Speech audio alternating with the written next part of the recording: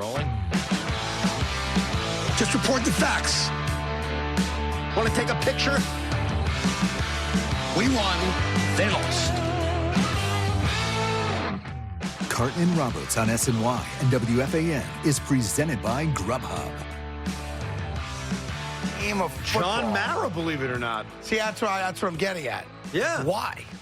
Well, because of the family. Because Wellington and Tim were stalwarts for the start of the NFL? Yes. That's it? Yeah. DNA gets you that Same gig? thing with the Rooney family. I think it's the same thing. I think that those guys probably have the most respect in that room. Whether you like it or not, or Giant fans like it or not, I do think John Mara is well respected. I don't think Woody is. No, I mean, how could he be, right? Right, but I think the family history does play a big part of it. See, the difference between the Maras and the Johnsons, among a lot of things, of course, is that the Johnsons made their money outside of football Right. and then bought football the way, you might buy a collectible car, if you had the money to do so, or Right. a nice piece of art or an NFT these days, or whatever the case may be, right? The Maras, I know they've been involved in other things along the way, but their prime source of income has been the New York Giants, Right. owning an NFL team. I do know they are. And that's a part of it, don't you think? Well, that's what I'm getting at. So Yeah. the last name speaks volumes in any kind of circles, right? Much like Hallis would speak volumes, Or Rooney would speak volumes. Rooney the second. That's not the original Rooney that owned the Pittsburgh Steelers. It's a family member. It's a Rooney. A Rooney, a Mara. They have the respect. Yes. You think even 2 generations later? Yes. Yeah. Oh, no doubt about it. I will say this. The Steelers do something that I wish my teams did. Now, Have a coach for like 20 Yeah, years like- and win championships? Well, here's the deal. Yes, me too. they've never gotten a head coaching choice wrong. Right. They've only had 5 of them. They've never gotten it wrong. And they've obviously had lean years, but not like we've experienced with the Jets and what the Giants have for the last 5 years. They've always gotten what has got to be, or used to be, maybe it still is, the most important hire right. You can Yes. say the GM is because of the drafting getting talent here, but the wrong coach could foobar really good talent, right? They've always gotten that right, so I agree. They've only had 3 in our lifetime. Like, forget about going back to the 60s and the 50s and the 40s. In our lifetime, I'm 38, you're 57, whatever you are. I'm 52. 52. Yes. Are you being real? Is that your I real will be age? 53 right. at the end of January. All right. In our lifetime, which spans a good amount of years, they have had 3 head coaches. Right. Noel, Cowher, Tomlin. There's something to be Now- said for that. Now, let's think about this for a second. Let's have a little exercise. The New York Giants have had how many coaches in the last 5 years? They absurd. obviously have Joe Judge. They had Pat Shurmur. They had Steve Spagnuolo for a short period of time. They had Ben McAdoo. They had Tom Coughlin. So in the last just 5.5 years. They've had 5 coaches. 5. That's right. They've had 5 coaches in 5 years. They've had 3 coaches in 50. Okay. Now, and to look, be fair, I mean, the Giants, well, not in the last 5 years, obviously, What? but it's been a train wreck. Like, the Giants have more Super Bowl championships in the last 10 years, right? Well, yeah, no. Look, if you want to go back to like 1980 and start there, the Pittsburgh Steelers only have 2 championships. They won a bunch in the 70s. So if you want to make that line of demarcation, the early 80s, the Giants have more rings. But what the Steelers have done that's unbelievable, that's amazing, is their level of consistency. How many under 500 years have the Pittsburgh Steelers had in the last 30 years? 2? I think the answer is 2 or 3. Yeah, not a lot. It's right? not like the Yankees. the point is They're it's like the not a Yankees, lot. right? They are good every single year. So, yeah, when you're looking for the respected voice, the respected view, the Rooneys are up there. Even though the Giants haven't had great success, the Maras are up there. But no, Woody Johnson is probably looked at as, well, jeez, there goes Woody. He's the Johnson & Johnson guy. That's how he's looked at, right? Yeah, and it's because he's done nothing of any... Like, when he comes out and says, I've been here for 22 years, and I've never had more confidence in a coach What and does a that GM. mean? What does that mean? Like, I'm saying to myself, the greatest quarterback of all time went on national TV last night and said the hardest guy he ever had to play against, scheme-wise as a defense, was Rex Ryan, who, by the way, happened to be your head coach.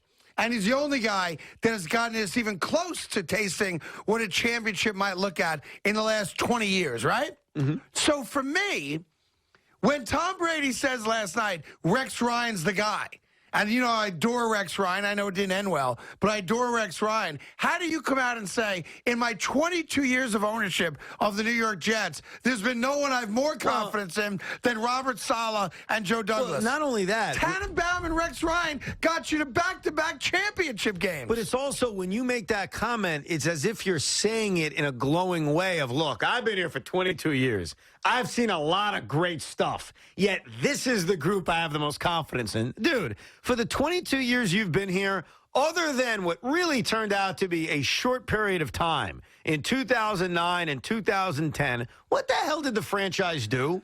Like, so you telling us you have so much confidence in this group? Well, it's not like you've hired all these great guys over the last 22 years. Yeah. Your track record of 22 years is not exactly Robert Kraft's track record. No. And it's amazing. And take the Giants down in the last 5 years, you know, with, like you said, Shermer, Spagnuolo, McAdoo, you know, all post Tom Coughlin and the 2 Super Bowl runs. Like, I was thinking about the Giants a lot this morning as I was driving in, because there's people who think I'm too tough on the Giants. And, you know, it's kind of like with the New York Yankees, where the Yankees have this different built-in expectation of what success means. They define success differently than most other teams. Not all, but most other teams. So when they get to a wild card game and lose, it's a terrible year.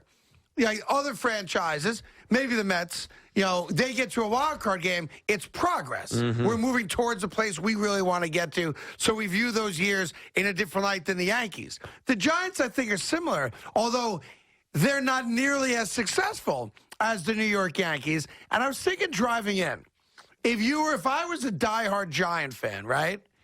And I could be king for a day. And I'm trying to figure out how the Giants are going to beat the Kansas City Chiefs on Monday night. That's a bruised and broken Chief team that's desperate for a win at home against a, at best, average defense thus far this year.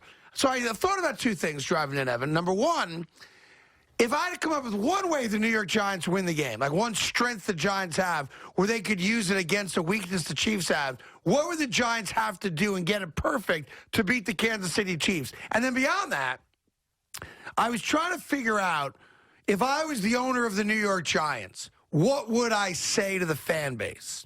What does the fan base want to hear from John Mara? Because I've always said an owner should never hide. An owner's got to be out there in good times, which they always are. But when things go south, I need to see the leader, which is the owner of the team. Not that he's going to say that's going to make me feel better. I like seeing it. I like the connection to the fans. I think we disrespect the fan base too much by ignoring them. And then I thought about it. What if I was John Mara, if you're a Giant fan right now, and John Mara did speak at like this NFL meeting to a reporter and wanted to send a message to you, what could he say to you that's going to make you say, I feel like we're doing the right thing. We're going in the right direction. It's going to get better. Yeah. And you know what I came up with? What? Now, it took me an hour and a half to get in today because the rain was crazy. Although the Hollow Tunnel was not as bad as I thought it was going to be. 78 was a bleep show for a good portion of it, okay? Here's what I came up with, and I spent 90 minutes thinking about it. But I'm not a Giant fan. So I will ask Giant fans right now to answer that question. If John Mara spoke, what could he say that would make you think, we got the right guy in charge, we're going to be all right, it's going to get better? And here's what I came up with. Now, maybe yours is better than mine. I don't know, because I haven't given you mine yet, so how would we know? Are you ready? Just based on track record. Are you ready? Yes, I'm ready. Nothing. What do you mean, nothing? Nothing.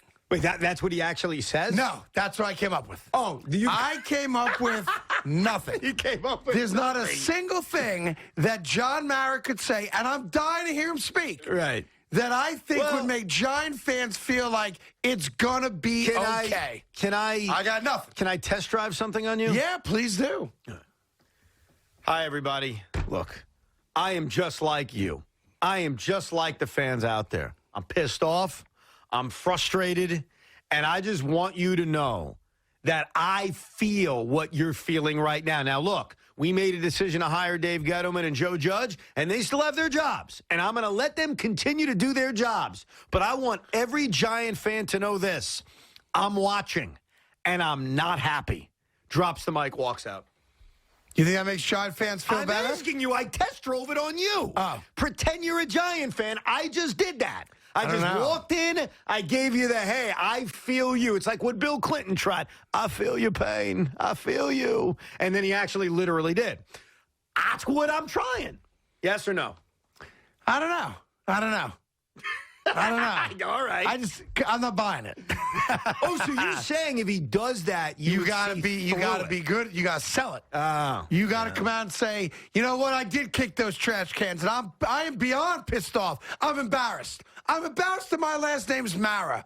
I go to the supermarket and I feel people looking at me, and they have every right to. And you have my pledge that I'm not going to rest till I get this right.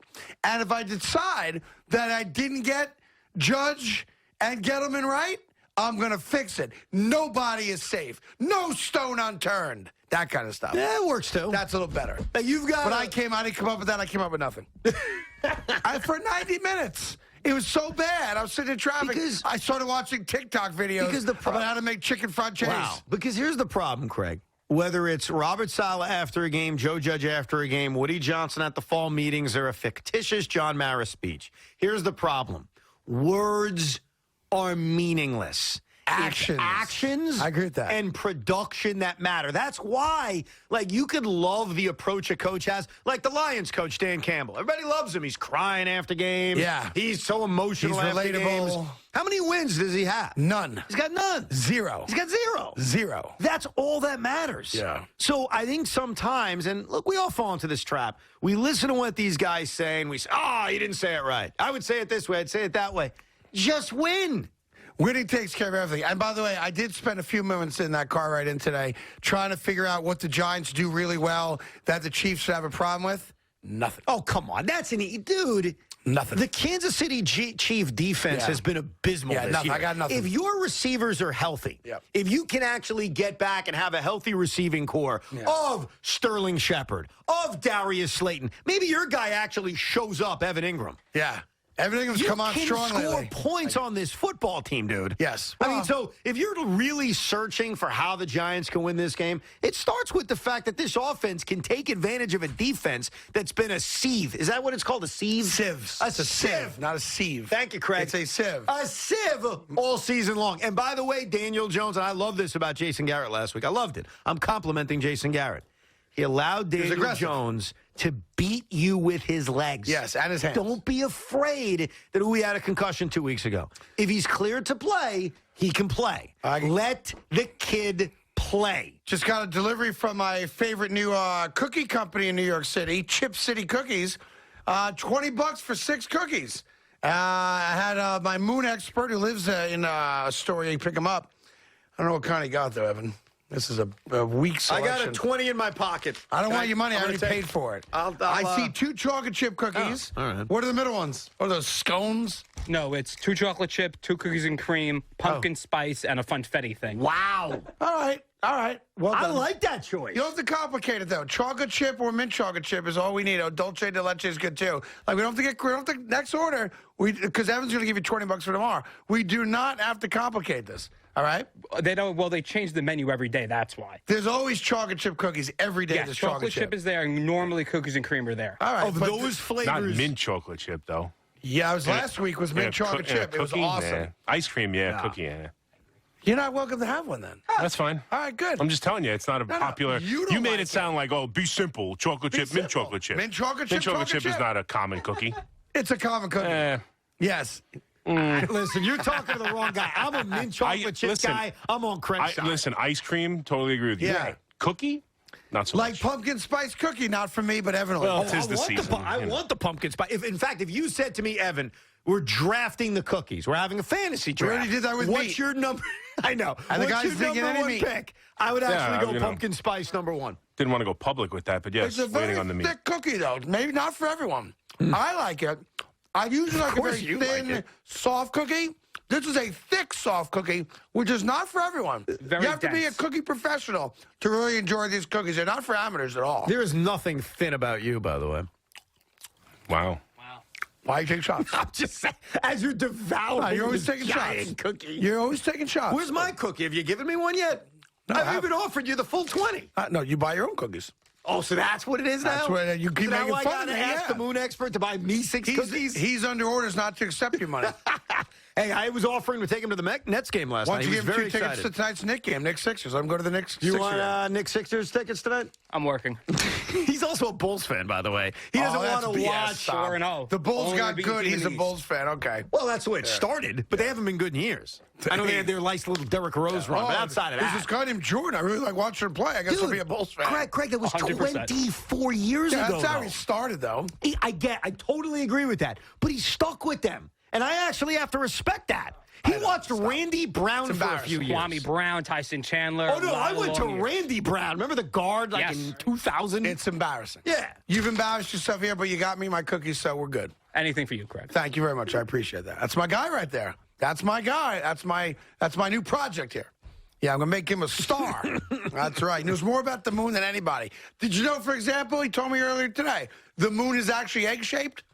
He told you that? Yeah. The moon is actually the shape of an egg, but the only side we see is the oval side of it. Wow. But the moon itself is actually egg-shaped. Huh. Most people think it's a perfect circle. It's not. Interesting. It's the shape of an egg. You didn't know that? He told me that. Can you hand me a cookie already? No. You're killing me over here.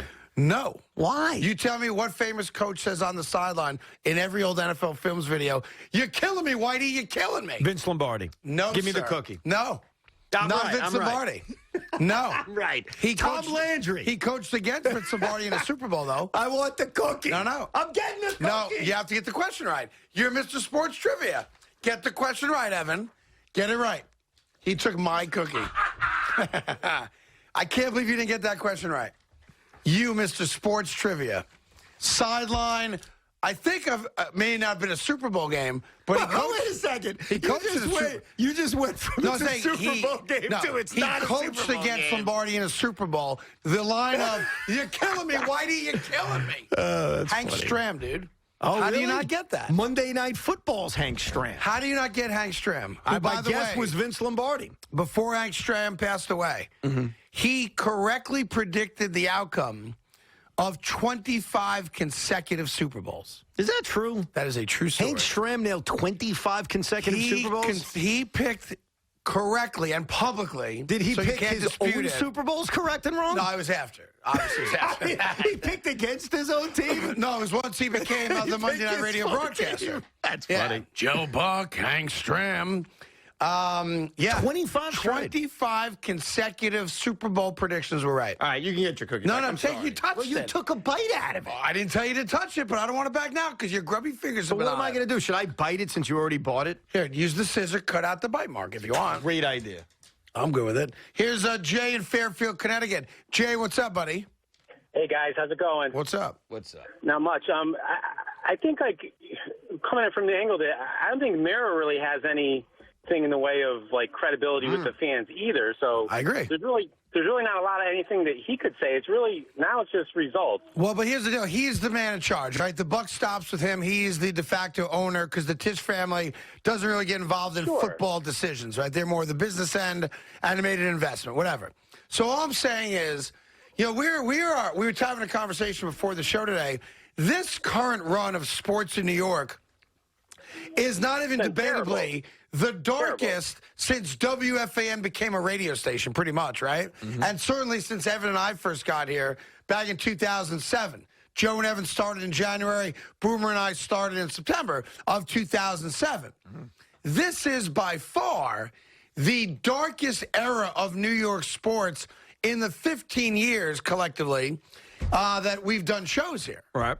right? Oh, yeah. So there comes a point where you have to demand change and answers, and the only person that can deliver that for you is the owner. But you know, have you That's it. heard when John Mara speaks, what has been your reaction to when John talks? Nothing. Because maybe we differ on this, and Giant fans may say you're dead wrong about this. I've always gotten the impression from John Mara as if he really cares. Why? Because he kicked the can? No, I'm not talking about that, sir. I'm talking about when he's talked. Not the story of him kicking a can. I'm talking about when he's talked. I've gotten the impression that John Mara cares. Now, that doesn't make him competent. That doesn't make him a great owner. I'm just simply stating he comes across like a guy who cares. Woody Johnson comes across like a buffoon. He does. He comes across like a guy tweets are who stupid believes the last person he spoke to. So he believes, people who tell him, hey, I know what I'm doing, if Joe Douglas tells him what he's doing. Or in Christopher's case, because they're kind of one and the same, Adam Gase is a good guy. He's coaching where football's going. The Johnsons come across more gullible and really out of touch. John Mara hasn't done a good job. I want to make that clear. But when he has talked, he does come across like an owner who cares. Now, what does caring mean? You could care. You could still be bad at it. Here's what matters. James Dolan cares. Has he done a great job as Nick owner over the last 20 years? He's not. Exactly. Well, that's my point. Here's what Mara said after last year. Yeah. It's been a very difficult 4 or 5 year period for us. I'm tired of the losing and having postseason press conferences explaining what went wrong, why I think we're making progress. It's time for us to start winning more. Yeah. Mara feels now like the Giants are getting back on track. That they're as close as they've been in a while with Joe Judge's coach coming off a 6-10 year. Well, I mean, are they? We think the world of Daniel Jones in this building. I know our coaches feel strongly about him. We want to see him take the next step. I don't know any specific benchmarks other than let's win some more games. I think he'll have a better team around him this year than he's had in previous years, so we certainly expect him to take the next step. I mean, that's not accurate today. Well, that's not accurate today. That's right? what he said at the time. But I'm saying, does that sound a little different than what Woody says? Think about it now compared to what Woody says. I have more confidence going into this season than I've had in previous years. Right. They're 2-5. No, I get. Well, that's the results now. That's why I think guys may be in trouble and he's going to fire people. But the point is, what is Woody said? Compare it. Woody puts out tweets of birds. That's my point.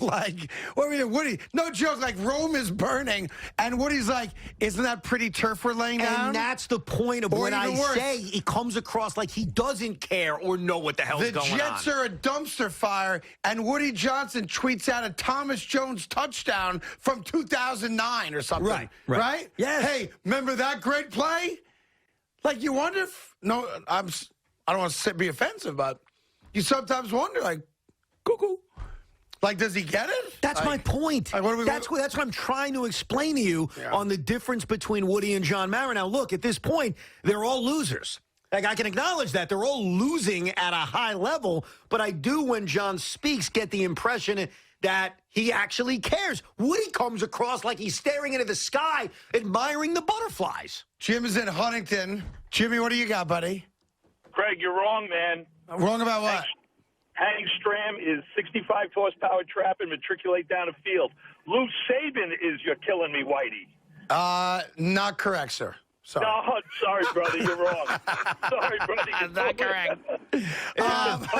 I'm going to look it up, though. Yeah, and I already looked it up. You are wrong. Who says I'm wrong? Yeah, Lou Saban. This is why when you ask me trivia questions. Thanks, Jim. And then you turn out to be wrong with the question. I've seen the video a million times. It's Hank Stram. It's not.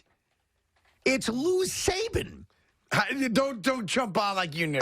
I didn't. I Googled it. The point is, you asked me a trivia question, and you didn't even know the answer. When I ask you trivia questions like the Keith Van Horn question or another Nick-related question I have in my coffers for later, I will know the answer. You, my friend, don't know the answer. You turn out to be wrong half the time. I'm not accepting that just yet. I'm not accepting that just yet. Accepting it just yet. This cookie is amazing. I'm not accepting that just yet. Why? Hang on one second. Oh, my God. You're looking for something to back you up? I need to look at it and back it up. That's right. It's not there. No, it's there, all right. It is there. Is it Lou Saban? Come on. It is Lou Saban. Why? Because one guy said so? I looked it up as soon as he called in. As soon as he was saying it to you, I went on the internet and I searched. Let me take a look at that video. I searched Killing Me Whitey, and the first thing that comes up is Lou Saban. Then I did for your sake. They're killing me, Whitey. They're killing me. I searched the Killing Me Whitey Hank Stram, and Luke Saban still comes up. Are you sure about that? Yes. Well, it certainly looked like Hank Stram. Hank Stram did get 25 consecutive Super Bowls, right, though? Oh, I don't even know if you're right about that. How can we believe anything you say? Engstrom predicted 25 straight. He may have been even more than that, actually, before he passed, yeah. That was like one of his claim to fame. He used to come on like Radio Row. He'd go on all the shows because, he did the radio. Boomer, by the way, passed him. Boomer's now done more games than anyone, Monday Night Football. But in any event, Hank Stram would do the Super Bowl with Jack Buck, excuse me, and he would tell you who he liked. It became a big thing because he never got one wrong, Evan. Wow. So let me just say this. If it is indeed Lou Saban. It is. You're wrong. If it is indeed Lou Saban, as you are all telling me that it is, then my apologies. All right? So apparently with Hank Stram, because I searched the whole Super Bowl prediction thing, he had a formula called the Hank Stram Super Bowl system. Okay. And it's a statistical formula to predict the winner. I think I know what it is, actually. Yeah, go ahead. I think his formula, because there's other guys that believe this, that whichever team had the longest winning streak going into the game would win the Super Bowl. Well, no, there's a lot of steps to the formula. So you give 10 points if a team has won the bowl in the past 3 years. You give 8 points to any team whose opponent is appearing in its first Super Bowl. You give 8 points to the team that has allowed fewer rushes. You give 7 points to the team with more. Wow. Like, dude, this goes on. The whole thing. There's a whole formula. And I guess if you add all that up, that formula will correctly predict who's going to win the Super Bowl. Got it. All right. So my bad. My bad. I'll take the L on that. Matriculating down the field is Hank Stram. They're killing me, Whitey. They're killing me is apparently someone else. It's Lou Saban. Whatever. Whatever. They're killing me, Whitey. They're killing me. There you go. That's Lou Saban, apparently. Do you have Hank Stram matriculating or no? You don't have that one? You don't feel like getting it either, do you? It's all right. That's okay. The next time you ask a question, know the freaking answer. Oh, no, it just seemed like it was Hank Stram all these years. I got a great question for you later. We can save it for later. No, give it to me now. It's a Knicks-related question. Oh, you know I'm going to get it right. Are you going to get it right? By the way, how about MSG stealing the trivia question you gave me last week about who, when Fournier scored 32 and became the all-time Knick leader for his premier game at the club. Points in a debut, yes. And I said, well, he broke Keith Van Horn's record. And you're like, I can't believe you got that right. I was surprised, yeah. MSG used it the next Friday night, yeah. I tweeted out that picture immediately. I was watching the game on delay. I see the question, and I did get a lot of tweets saying, hey, they used your question. I'm excited for tonight's game against the Sixers. It'll be a tough game because Sixers, they're better than the Orlando Magic by a lot. Probably should have beaten the Nets, but give the Nets credit. However they beaten did. the Nets They my should've. ass. They should have. You know why? We executed down the stretch. They didn't make a shot in the last 6 minutes and why of the game. was that? Did the Nets play defense? I'm just saying. I'm sorry. Did the Nets defend? You won the game, but you shouldn't have. Shut you, whatever. Shut you, whatever. Here's the question. Are you ready? They didn't make any shots in 6 minutes. I want the exact number. Tonight, the Philadelphia 76ers come to town. Yeah. I'm looking up Lou Saban. But go ahead. I'm sure you are. Go ahead. What is Joel Embiid's career record against the New York Knicks? Lou Saban is the right answer, by the way. I had to say that. Come on, buddy. Pump it in there, baby. Just keep matriculating the ball down the field, boy. Matriculate the ball down the field. All right. Embiid's record against the Knicks? Joel Embiid's career record versus the New York Knicks. I'll give you 5 seconds. No, it's. I don't like giving you time. I don't trust I'm not you. even near the computer. The more by the time way. you get, the more I don't like I think I know the answer, but I don't want to say something that's totally crazy. Just say it. Just say it. I think he's like 12-0 against the Knicks. He is 12-0 against the Knicks. Right, There's no way. That's what I thought. That's what I thought. That's what I thought. He's never lost to the Knicks. Joel Embiid has never lost to the Knicks. Which is crazy. It's only 12 Simmons, games, right? who's not playing tonight, has never lost to the Knicks. And the Knicks' current losing streak entering tonight against Philadelphia is 15 in a row. The last time they beat the Sixers was April of 2017. So we've gone 4 years without beating them at all. That would be correct. And we've never beaten them with Embiid on the floor. That would be correct, yes. Well, I hope the Knicks know that. Do they know that? I hope that's on the bulletin board somewhere. I hope someone says to them, you can't beat the Sixers. Right? I mean, you are due to win one of these things eventually. Yeah, but we said the same thing about the Jets and Patriots. That's 12 in a row also. That's fair. Think about that. Wait, so does this change your view on tonight's game? Like, knowing the history, you say, all right, we got no shot. I think, listen, I have great respect for Joel Embiid as a player, as you do too. The guy, he's a baller. Yes. He's also hurt all the freaking time, but he's a baller. I also have great respect for what he did Friday night at the opener. Did you see what he did with his speech? I did not. So at the beginning of every opening night, some player makes a quick, hey, welcome back. Yeah, so yeah. excited to see you. Who did it for the Nets? Don't get me started. Huh? If I gave you 11 guesses. Was Patty Mills out there? No. It was not Patty Mills, Craig. Are you ready? You've never heard of him. The guy I'm about to tell you. The Nets didn't have... Day'Ron Sharp. He welcomed the Nets fans back? And he was great. He was... Wow. He must have lost on a bet or something. No, I think they were hazing him. Okay. I don't think there's any doubt. I get that. All right. Okay. And so Day'Ron was tremendous. He's like, let's go, Brooklyn. He was all pumped. And by the way, he did it. The building was empty because of I know. the stuff outside. I know. That's great. So Joel Embiid does his speech Friday night. It was their home opener. And he's great. You know, hey, welcome back, everybody. Great to see you. And he says, we can't wait to get your support, including for our brother, Ben Simmons. We love Ben. And the crowd... Wait, who said this? Joel Embiid. Come on. Yeah, so the He crowd... hates Ben Simmons. Well, everything changed. Everything Because of changed. the mental health thing? Yeah, and they believe him. And by the way, it puts all of us as fans who know nothing in a tough spot. I guess taking ownership of it's a good thing. But here's the thing. If we rip Ben Simmons, then we're insensitive. Right. Because he did come in. If you missed it, Ben Simmons said, I'm not in the right headspace to play right now. Now, okay. But here's the problem. What if he's just using that as an excuse? Which a lot of people do think, but it's not fair to say that. But what if it's real? That's why we're all in a tough spot. Now, the Philly fan did not boo Joel. When Embiid said that, we all support our brother. Because they don't want to boo Embiid. They don't want to boo. And I thought That's that was part of it, right? I got to give Embiid credit. That was smart. That was smart. I just thought it was a really good move. You think he's changed the narrative now for Simmons coming back to Philly? I get the impression, because I think Embiid, say what you want about this guy, he comes across very honest. Very honest. I think Joel Embiid believes him. I think Joel Embiid, who went from I'm not a babysitter, I think he bought what Ben Simmons said. And doesn't mean you have to or I have to or fans have to. You can do whatever the hell you want. What do we know, truly? I don't know Ben Simmons. But I got the impression Joel Embiid bought what Ben said and believed him and now has compassion for him. All right. Well, listen, if that's the case, good for them. Good for them. Ben Simmons can play basketball, by the way. That's the rub in all this. You know, he failed miserably in shying away from a dunk and didn't want the rock and can't make free throws in the playoffs last year. And is just a brutal shooter. But wait a second. Game on the line. Can I ask but a the very... dude can play basketball. Of course he can play. But here's a fair question, and I'll try to do it as sensitively as I can. If Ben Simmons' issues were, hey, I didn't like being booed. I didn't like the way I was treated by the Philadelphia fan, and that bothered me in a great way. Then he should go play in Sacramento. Can the New York Knicks or the Brooklyn Nets trade for Ben Simmons? And I know that's not a realistic trade, but my point to you is... it's a fair question. I would say trade for him? If you feel like you sit down face-to-face, whether it's Sean Marks or whether it's Leon Rose, and they sat down face-to-face, man-to-man, and maybe... Durant and Harden were in the meeting, and maybe Randall's in the meeting for the Knicks, right? So at least there's a player there, because players can smell BS a mile away, too.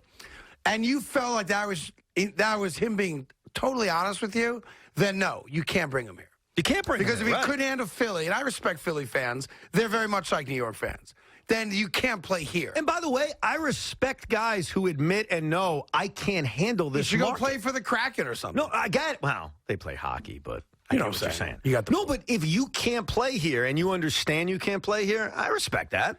Yeah, just don't play if it's true, if it's not some cop-out, because you bought a house in California, you want to live out there and bang supermodels, I don't know. There's plenty of supermodels here to bang, too.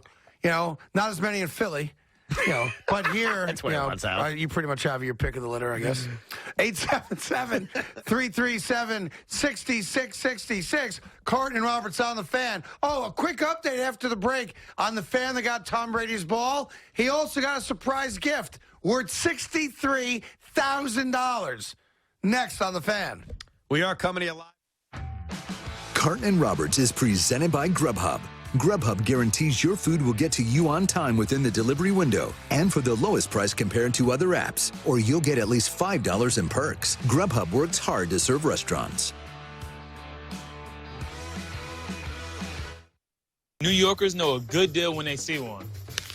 Like bars with the best Sunday fun day deals, or knowing the good apartments from the not so good ones. So let me tell you about Grubhub Plus. Get unlimited free delivery from thousands of New York restaurants.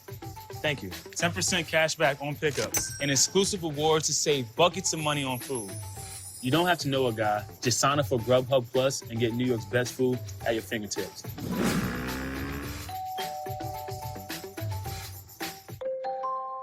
Caleb Gardner tweeted, "Can someone please explain Untuck It to me? I just don't understand the positioning. Shirts designed to be worn untucked have existed for a long, long time.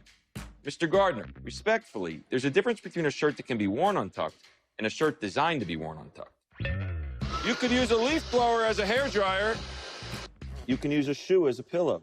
But wouldn't you rather have something designed specifically for what you need it for? Find your shirt today at untuckit.com. Dear America, I'm revving up to say, I'll always go the extra mile for you. With the latest tech and all-wheel drive. Thank you for making me the best-selling car in America. Be well, Camry. Every new Toyota comes with Toyota Care, our no-cost service plan with tire rotations, oil changes, and more for 2 years or 25,000 miles. Find yours at Toyota.com. Toyota, let's go places. For people living with HIV, keep being you and ask your doctor about Biktarvy. Biktarvy is a complete one-pill, once-a-day treatment used for HIV in certain adults. It's not a cure, but with one small pill, Biktarvy fights HIV to help you get to and stay undetectable. That's when the amount of virus is so low, it cannot be measured by a lab test. Research shows people who take HIV treatment every day and get to and stay undetectable can no longer transmit HIV through sex. Serious side effects can occur, including kidney problems and kidney failure. Rare, life-threatening side effects include a buildup of lactic acid and liver problems. Do not take Biktarvy if you take dofetilide or rifampin. Tell your doctor about all the medicines and supplements you take if you are pregnant or breastfeeding, or if you have kidney or liver problems, including hepatitis. If you have hepatitis B, do not stop taking Biktarvy without talking to your doctor. Common side effects were diarrhea, nausea, and headache. If you're living with HIV, keep loving who you are and ask your doctor if Biktarvy is right for you. My son, Noah. And that? We call that the Greenlight effect. Greenlight's a debit card for kids and teens with an app that teaches them how to earn and manage money. Now Noah's saving more than he's spending.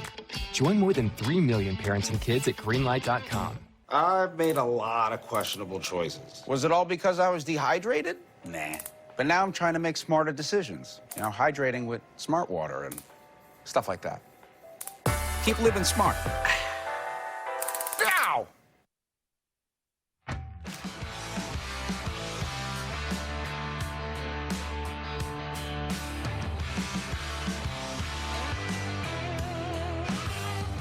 First, there was Vegas, then Atlantic City.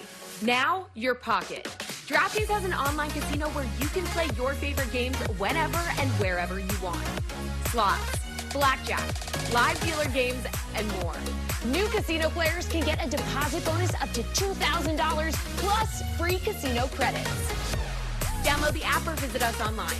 Try DraftKings Casino today with our exclusive offer and experience the casino floor like never before. Has your AC busted, computer crashed, appliance broken? Then you need ARW, American Residential Warranty. Hi, it's me, Anthony Sullivan. And yes, you've actually caught me at home relaxing because life's been pretty worry-free since I got coverage with American Residential Warranty. Home appliance repairs and replacement can cause stress and cost you over $3,000 per year. But starting at less than $1 a day, ARW has home warranty plans that cover household appliances, systems, and electronics. Parts and labor included. When I needed ARW, they were there. My oven actually took a dive in the middle of making a big dinner for family and friends, picked up the phone, called ARW, they repaired it, dinner saved, that easy. My air conditioning broke on a Sunday. It was so hot. I called ARW and they came out and fixed it right away. You won't believe what ARW covers. Heating and air conditioning, washers and dryers, kitchen appliances, plumbing, water heaters, electrical systems, even pools and spas, and so much more. All you have to do is call or go to getahomeplan.com. Plus, ARW ARW's partnered with Assurant to offer protection for all your new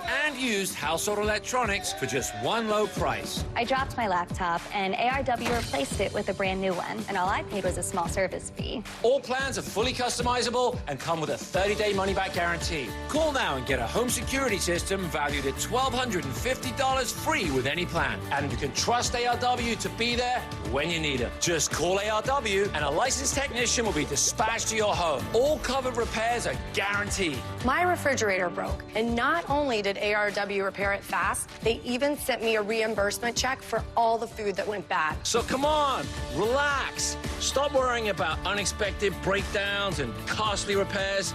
Call American Residential Warranty. They'll get you covered. Call 1-800-253-0153. Again, that's 1-800-253-0153 or log on to getahomeplan.com today.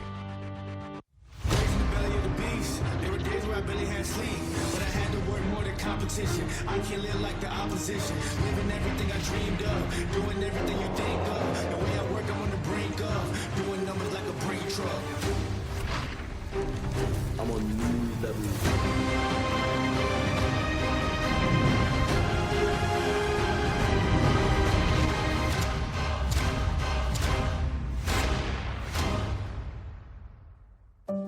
The future depends on teachers. Every day, teachers are shaping our tomorrows, starting their students on journeys that will change the course of history.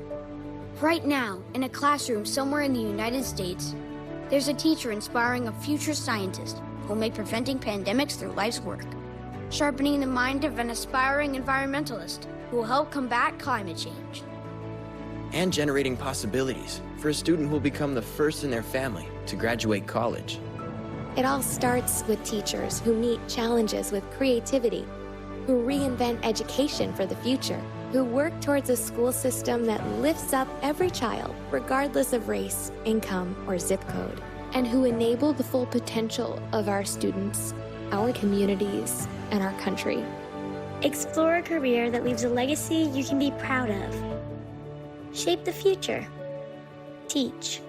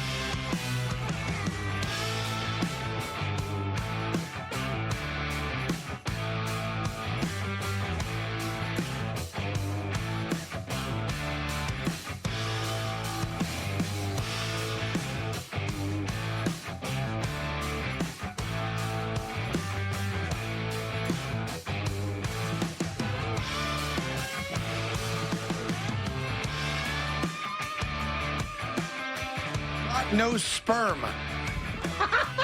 Who doesn't like me, but listens and follows, and is trying to mock, my gambling addiction. So that's not nice. Bring it on. Bring it on. It just strengthens my resolve to live life the right way. Got no sperm. Got no sperm, yeah. He doesn't like me. Let me think I'm going to lose sleep over that.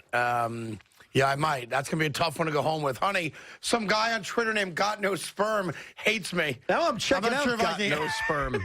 I'm not sure if I'm going to make it through the night. His other handle is from it, his balls don't work. Yeah, his balls don't work. All right.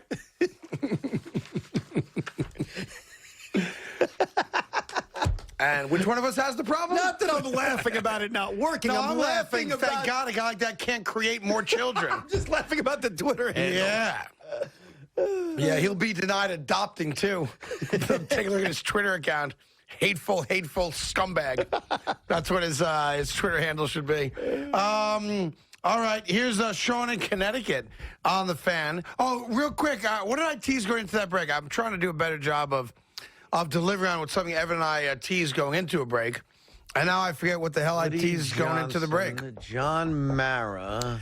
Yeah. Tom Brady. I got it. Yeah, I know it is not. Good job. Tom Brady related. Yeah, so Tom Brady acknowledged that once the guy gave the football back to Tampa Bay representative, he had no leverage at all to negotiate. He was spot on when he said that. I completely agree. So they did the right thing anyway. They kind of got guilted into it. But in addition, one sec, Shawnee.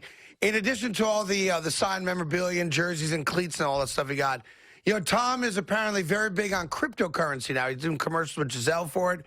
They actually gave the guy a single Bitcoin, which today is worth like $63,000.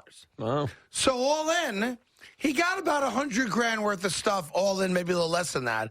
The claim is that the ball's worth $500,000. Okay, so he received a fifth of its value. But you know what? The story ends well, I think. It also has potential to be more. Sorry to interrupt you, but it has potential to be more than that. I mean, the Bitcoin? Yeah, it can in continue theory, to Bitcoin rise. could be $100,000. Yeah. Right? Unless if he doesn't sell it. Yeah. And the reason they didn't do the golf or any kind of in-person picture, they went to the COVID thing. Come on. Yeah.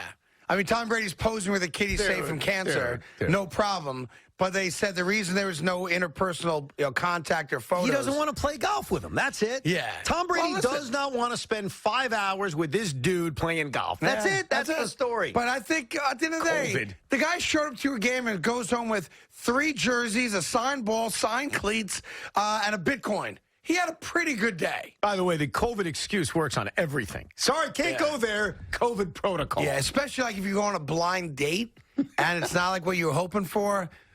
You pull the old appetizers have just been ordered. Oh, my God. No. What? Billy's got COVID? I was with him all night last night. I'm going to go home because I don't want to get you sick. God forbid. If I don't have it, we'll regroup in a couple weeks. That's another one. All right, Sean, what's up, buddy? Not much, boys. What's going on? All right. What's up? Listen, Lou Saban was head coach of the Buffalo Bills. Yes, he was for a very long time. And who replaced him? That I do not know. Oh, yeah, you do. Marv Levy. Oh, Marv Levy? Well, I should have known that. Well, we don't actually know that because usually Craig says stuff and it turns out not to be true. So, I didn't say So we'll have anything. to double check that to make sure. I didn't say anything. I will give you the answer if you want to know the answer, though. The answer is after Lou Saban. The answer is Jim Ringo. There was a guy named Jim Ringo. And then it was Chuck Knox. That's right. And Jim Ringo played for who? The Beatles.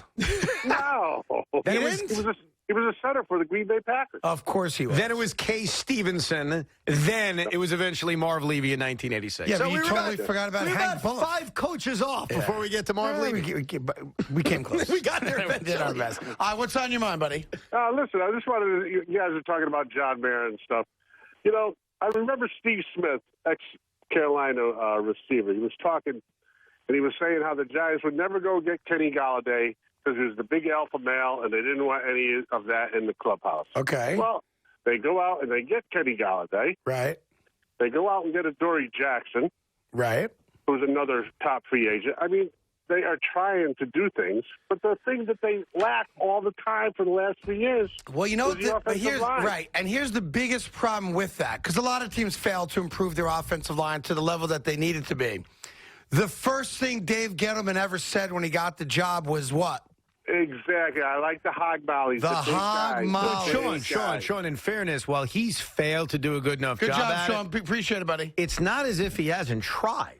They signed Nate Solder. They drafted Will Hernandez. They drafted Andrew Thomas. Like, he's made an effort to fix the offensive line, so it's not as if he's ignored it. If the critique is, Dave Gettleman's ignored it, that's not true. That's not a just fair hasn't critique. done it effectively. Yeah, that's right. We're But- sitting but here all these years later, you know, and it's so, still Evan, not great. When you make a proclamation about a focus you're going to have that has to get better for the team to have the ultimate success you want, and although you've tried unsuccessfully to make it better, it's like the hand of God comment, right? Okay, but in fairness, when things don't work out, people go right back to that. Okay, now in fairness, we are how many games into this season now? 7 games 7. into the season. Yeah, unless you've had a bye. List them. What are the Giants' biggest issues right now through 7 games? Defense.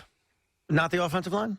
I think it's defensive line. Offensive line might be second or third. I don't even think it is. I do. I think their offensive line, while still not elite, is not their biggest issue.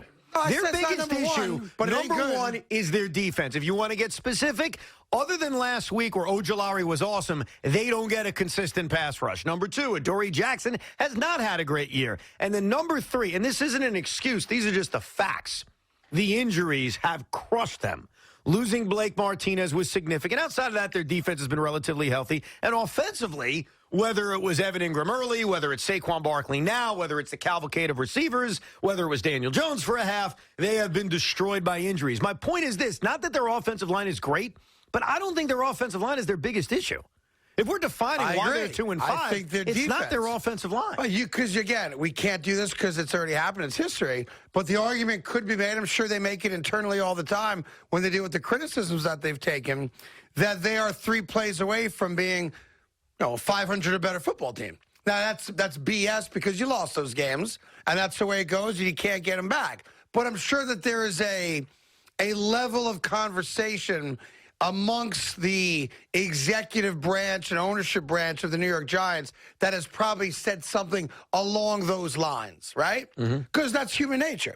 Like, if they don't call the Dexter Lawrence offsides on the field goal, that's a win. Right. We won that game. Right. You're 3-4. Okay?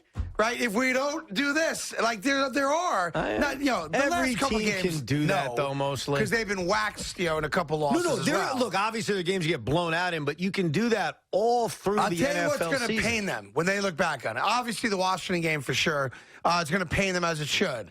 But when you recognize at the end of this year that the Denver Broncos are an under 500 football team. That game looks brutal. You're going to look back and go, how in the world did we not win that game? Because we were healthy for that game. Well, the games that you jump out at are the first 3 games of the year. A bad Denver team, a Washington game that you threw away, and a game against Atlanta at home. Now, we'll say this. You got to win 2 of those games. And if you win 2 of those games, think about what your record is right now. You're sitting in a playoff spot, basically. Right. And all of a sudden, the rhetoric on Joe Judge is a lot different. The rhetoric on Dave Gettleman's somewhat different. Giant fans are feeling like, okay, when do we play the Cowboys again? Yeah. Right? But when you lose games like that. But you know what's crazy? That's the way it goes. And I'm not saying they're going to beat Kansas City, but when you look at the NFC, and I was thinking about this last night watching the Saints game, and the Saints are 4-2. We obviously have 3 wild cards now in the NFL. We have 7 playoff teams. And you start to look at these teams, and you're figuring out who they are. Like, okay, the Cowboys are going to win the East. The Packers should win the North. The Bucs should win the South. And Arizona and the Rams are both making the playoffs. That gets you to how many? That gets you to 5. And it gives you 2 more playoff spots. Well, now you're thinking, all right, is New Orleans that good at 4-2? Who's next? Is Minnesota that good at 3-3? Are the Falcons that good at 3-3? Are the Bears at 3-4 in a playoff race? The point is, when you start to think about those last 2 teams that make the playoffs, sure, it's not crazy to rationalize how winning 9 games, probably not 8 because that's under 500, how winning 9 games could get you that last playoff that means spot. you got to steal a win. Which, like, whether it's the Raiders game, which still be underdogged in, obviously, in 2 weeks, whether it's the Monday night game coming up against the Kansas City Chiefs, you have to get back some of the ones you gave away. And it's also why, as crazy as this may sound, on Sunday night, when the Dallas Cowboys play the Minnesota Vikings, you should just root for the Cowboys. Concede the division to them. They're winning the division. The Vikings are in that bucket of mediocre teams battling for one of those last 2 playoff spots, the Minnesotas, the New Orleanses, because I don't think New Orleans is all that good despite their win last night. I agree. All those teams, like making the postseason, and I'm not trying to tell a Giant fan they're going to get there, but the roadmap ain't that complicated. Yeah. When you look at the bottom of this conference, because 7 teams have to make the playoffs. Yep. Someone's making the playoffs. No, you're going to be if you do it right, you're in the same boat you were last year, regardless of what the ultimate record is, where you're playing meaningful games in December to keep you alive for a wild card spot. You're not winning the division. I think every Giant fan accepts that at this point. The Dallas Cowboys are the class of the East, and it ain't close. But you got to go out from this point on. You got to win every game where you're the better team, and you got to steal a W or 2. Now, I think that they'll steal the Raider game. We'll get into that, obviously, next week after the Monday night game against Kansas City. And there are some people, I'm not among them, that think that they can actually go toe-to-toe with the Kansas City Chiefs because their defense sucks. Well, and also the quarterback is turning the ball over every single week, multiple times. Why? You got to steal a W somewhere, dude. Well, that's how you do it. You do it by not dropping interceptions when Patrick Mahomes lays one in your breadbasket. Yeah. And if you've watched the Chiefs this year, the anomaly that doesn't even make that much sense, because it's not even like their offensive line is really doing them in, is that the amazing Patrick Mahomes, the immortal Patrick Mahomes, looks very, very human. He doesn't look like that invincible guy over the last couple of years. Right now you got a team that looks like you can hang with. I'm shocked that Atlanta's 3-3, but then I took a second look and I remembered they beat the Jets, the Giants, and the Dolphins. Exactly. Right? Their wins are by 2, 3, and 7. Well, think about it. The New England, but they're 500. The New England Patriots are 3-4. Who have they beaten? They've beaten the Jets twice and the Texans. Yeah. I mean, right. That's why no matter who is on your schedule, you never apologize for beating a bad team. Right. If you beat enough of these bad teams, you may be in a playoff race. Yep, 100% right. 877-337-6666. Are you familiar with Battlefield 2042? Any of you guys, is that in anyone's wheelhouse? A little bit? Nobody? Nobody.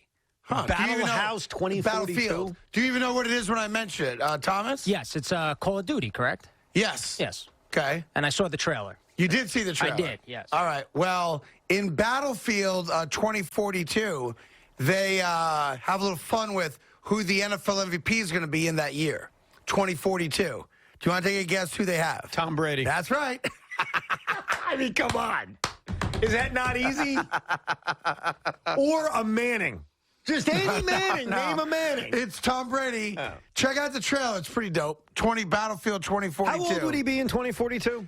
So that's 21 years from now. It's 21 years. So he'd be 65? Right? Didn't George Blanda play into his 60s or no? Not quite his 60s, no. But he kicked. Yeah, he also wasn't quarterbacking 16 or 17 games a year, George Blanda, when he was playing late into his life, if you will. Yeah. Did you enjoy Tom Brady on the Manicast yesterday? Or no? It was all right. He's such an amazing human being, isn't he? No, I wouldn't go that far, but it was somewhat enjoyable. It's great seeing him when it's not Jim Gray puckered up to his buttocks, too. Like they busted his balls a bit. Well, you knew Eli was going to get his shot in. I enjoyed when we got to play against each other. I enjoyed all of our games against each other. All right. 877-337-6666. Carton Roberts on the fan. We have a Kenny Galladay update, and it's not good and may affect his ability to play. We'll see. Grubhub loves restaurants, from the food to the passion and the determination of the people behind them. They noted that a restaurant's reputation matters. Good food deserves good service, delivered fast, fresh, and exactly how restaurants intended it to be. Restaurants work hard to serve their customers, and Grubhub works hard to serve them. That's why Grubhub is introducing the Grubhub Guarantee. Grubhub guarantees your food will get to you on time within the delivery window for the lowest price compared to other apps, or you get at least $5 back in perks. Order now through the Grubhub app or online, and grub what you love. Carton Roberts is presented by Grubhub. Grubhub guarantees your food will get to you on time within the delivery window and for the lowest price compared to other apps, or you'll get at least $5 in perks. Grubhub works hard to serve restaurants.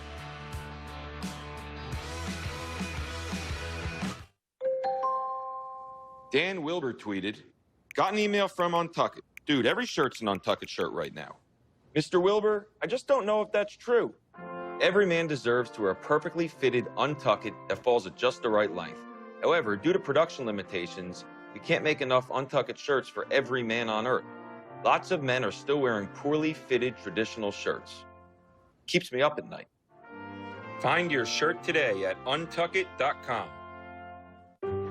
If you've been seriously hurt in a motor vehicle or slip and fall accident, you need the right lawyer, one who lives in New York and knows New York courts.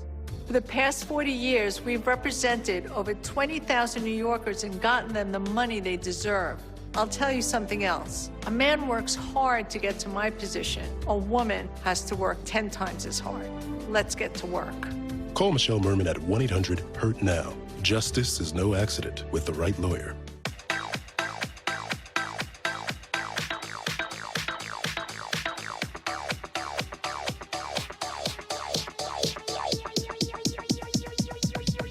I need to try it first.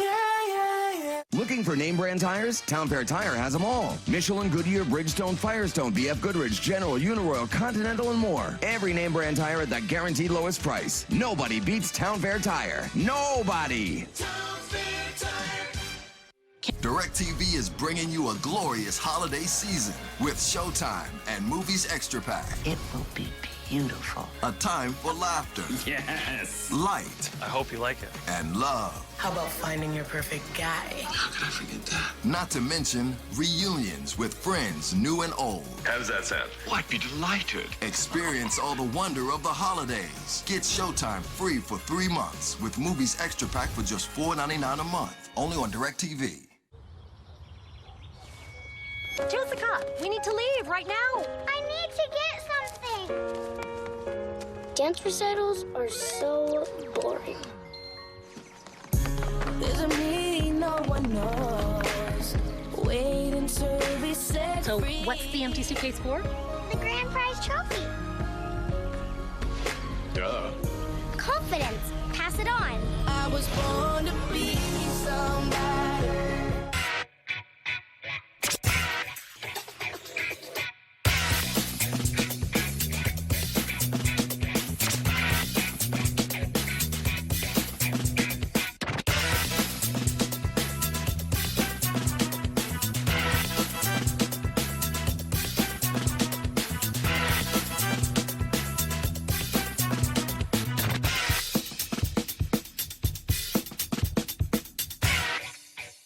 People do some pretty cool things in their 40s and 50s. Why should saving for retirement be any different? I mean, they go back to college, learn new instruments, start skateboarding. Okay, maybe that one's not for everybody, but saving for retirement is. With aceyourretirement.org, you can get on track with your retirement savings no matter your age. Just have a 3-minute chat with Avo, the friendly digital retirement coach from AARP. You'll get personalized recommendations based on your input that are easy to understand and work with your lifestyle. It's quick, easy, and free. Plus, it's sponsored by AARP, so you know they got your back. Gnarly move, Dad. Thanks, sweetie. So wherever you are in your retirement savings journey, head to aceyourretirement.org and start chatting with Avo today. That's aceyourretirement.org.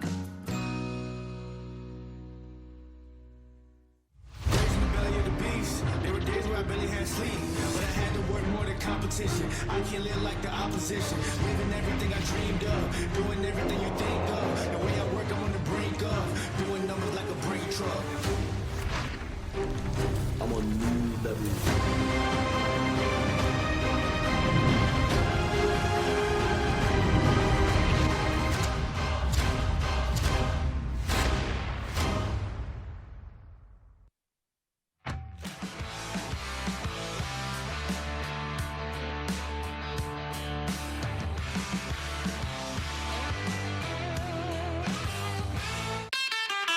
Experience iconic luxury in a Cadillac SUV, like the XT6, an IIHS top safety pick with seating for up to 7 passengers. Or the XT5, with over 20 available safety and driver assistance features. Your Cadillac SUV experience awaits.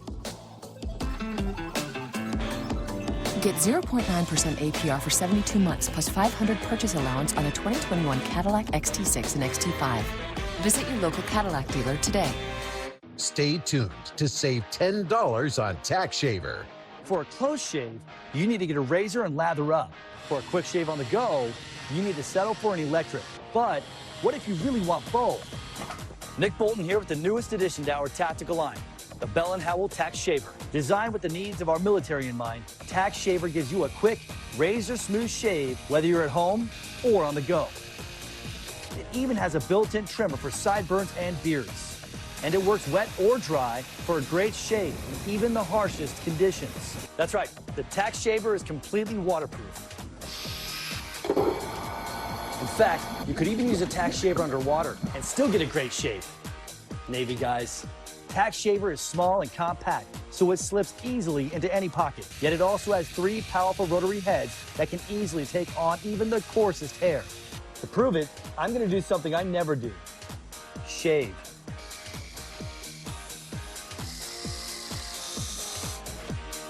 As you can see, it easily handled even my stubborn stubble. Now that's what I call military tough. So let's review. Tack Shaver gives you a quick, razor-smooth shave, features a built-in trimmer, works wet or dry, even underwater, and has 3 powerful shaving heads. I mean, there's just nothing like it on the market today.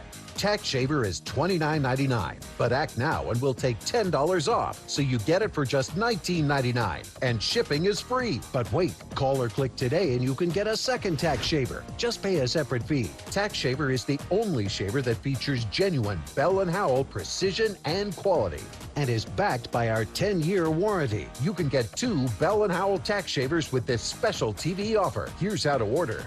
Call 1-800-515-8897 or go to tackshaver.com. Again, that's 1-800-515-8897 or order online at tackshaver.com. I found my perfect man and I locked him down quick. I just can't take my eyes off him. Most of all, I love that he wears bird dog shorts. They're all I buy for him. Normal shorts and underwear separate and ride up. But bird dogs have super soft built-in underwear, so you can just slide them right on. And you're ready to go.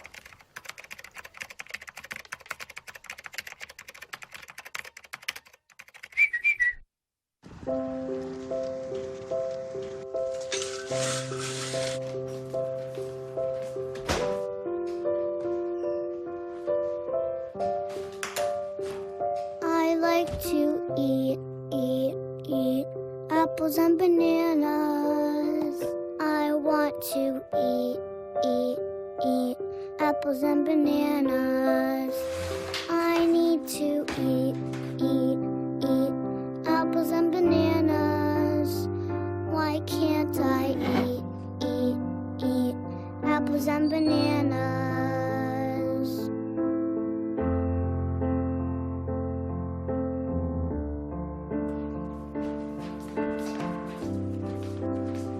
Support the Feeding America nationwide network of food banks to help provide meals to those in need.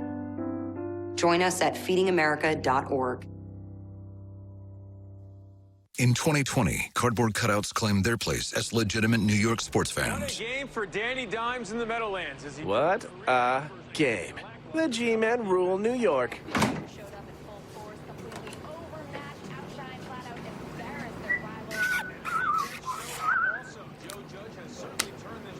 Very funny, Brad. Real original. SNY, every team for every fan from every device. Get your New York sports here.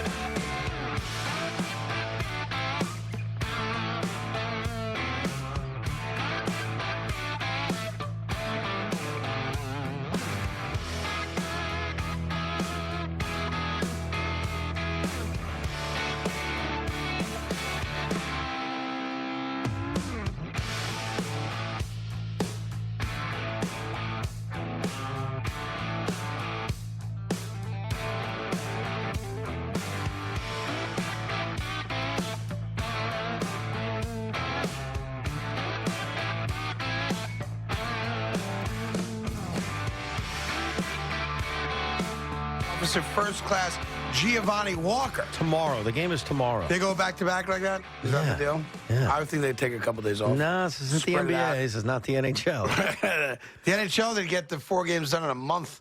What else do you need to know about it? The first pitch, ceremonial first pitches. Let me guess. It's in Houston. It's got to be, and it's Astros Braves. So you probably go back to like those late 90s teams, and they go with either Biggio or Bagwell.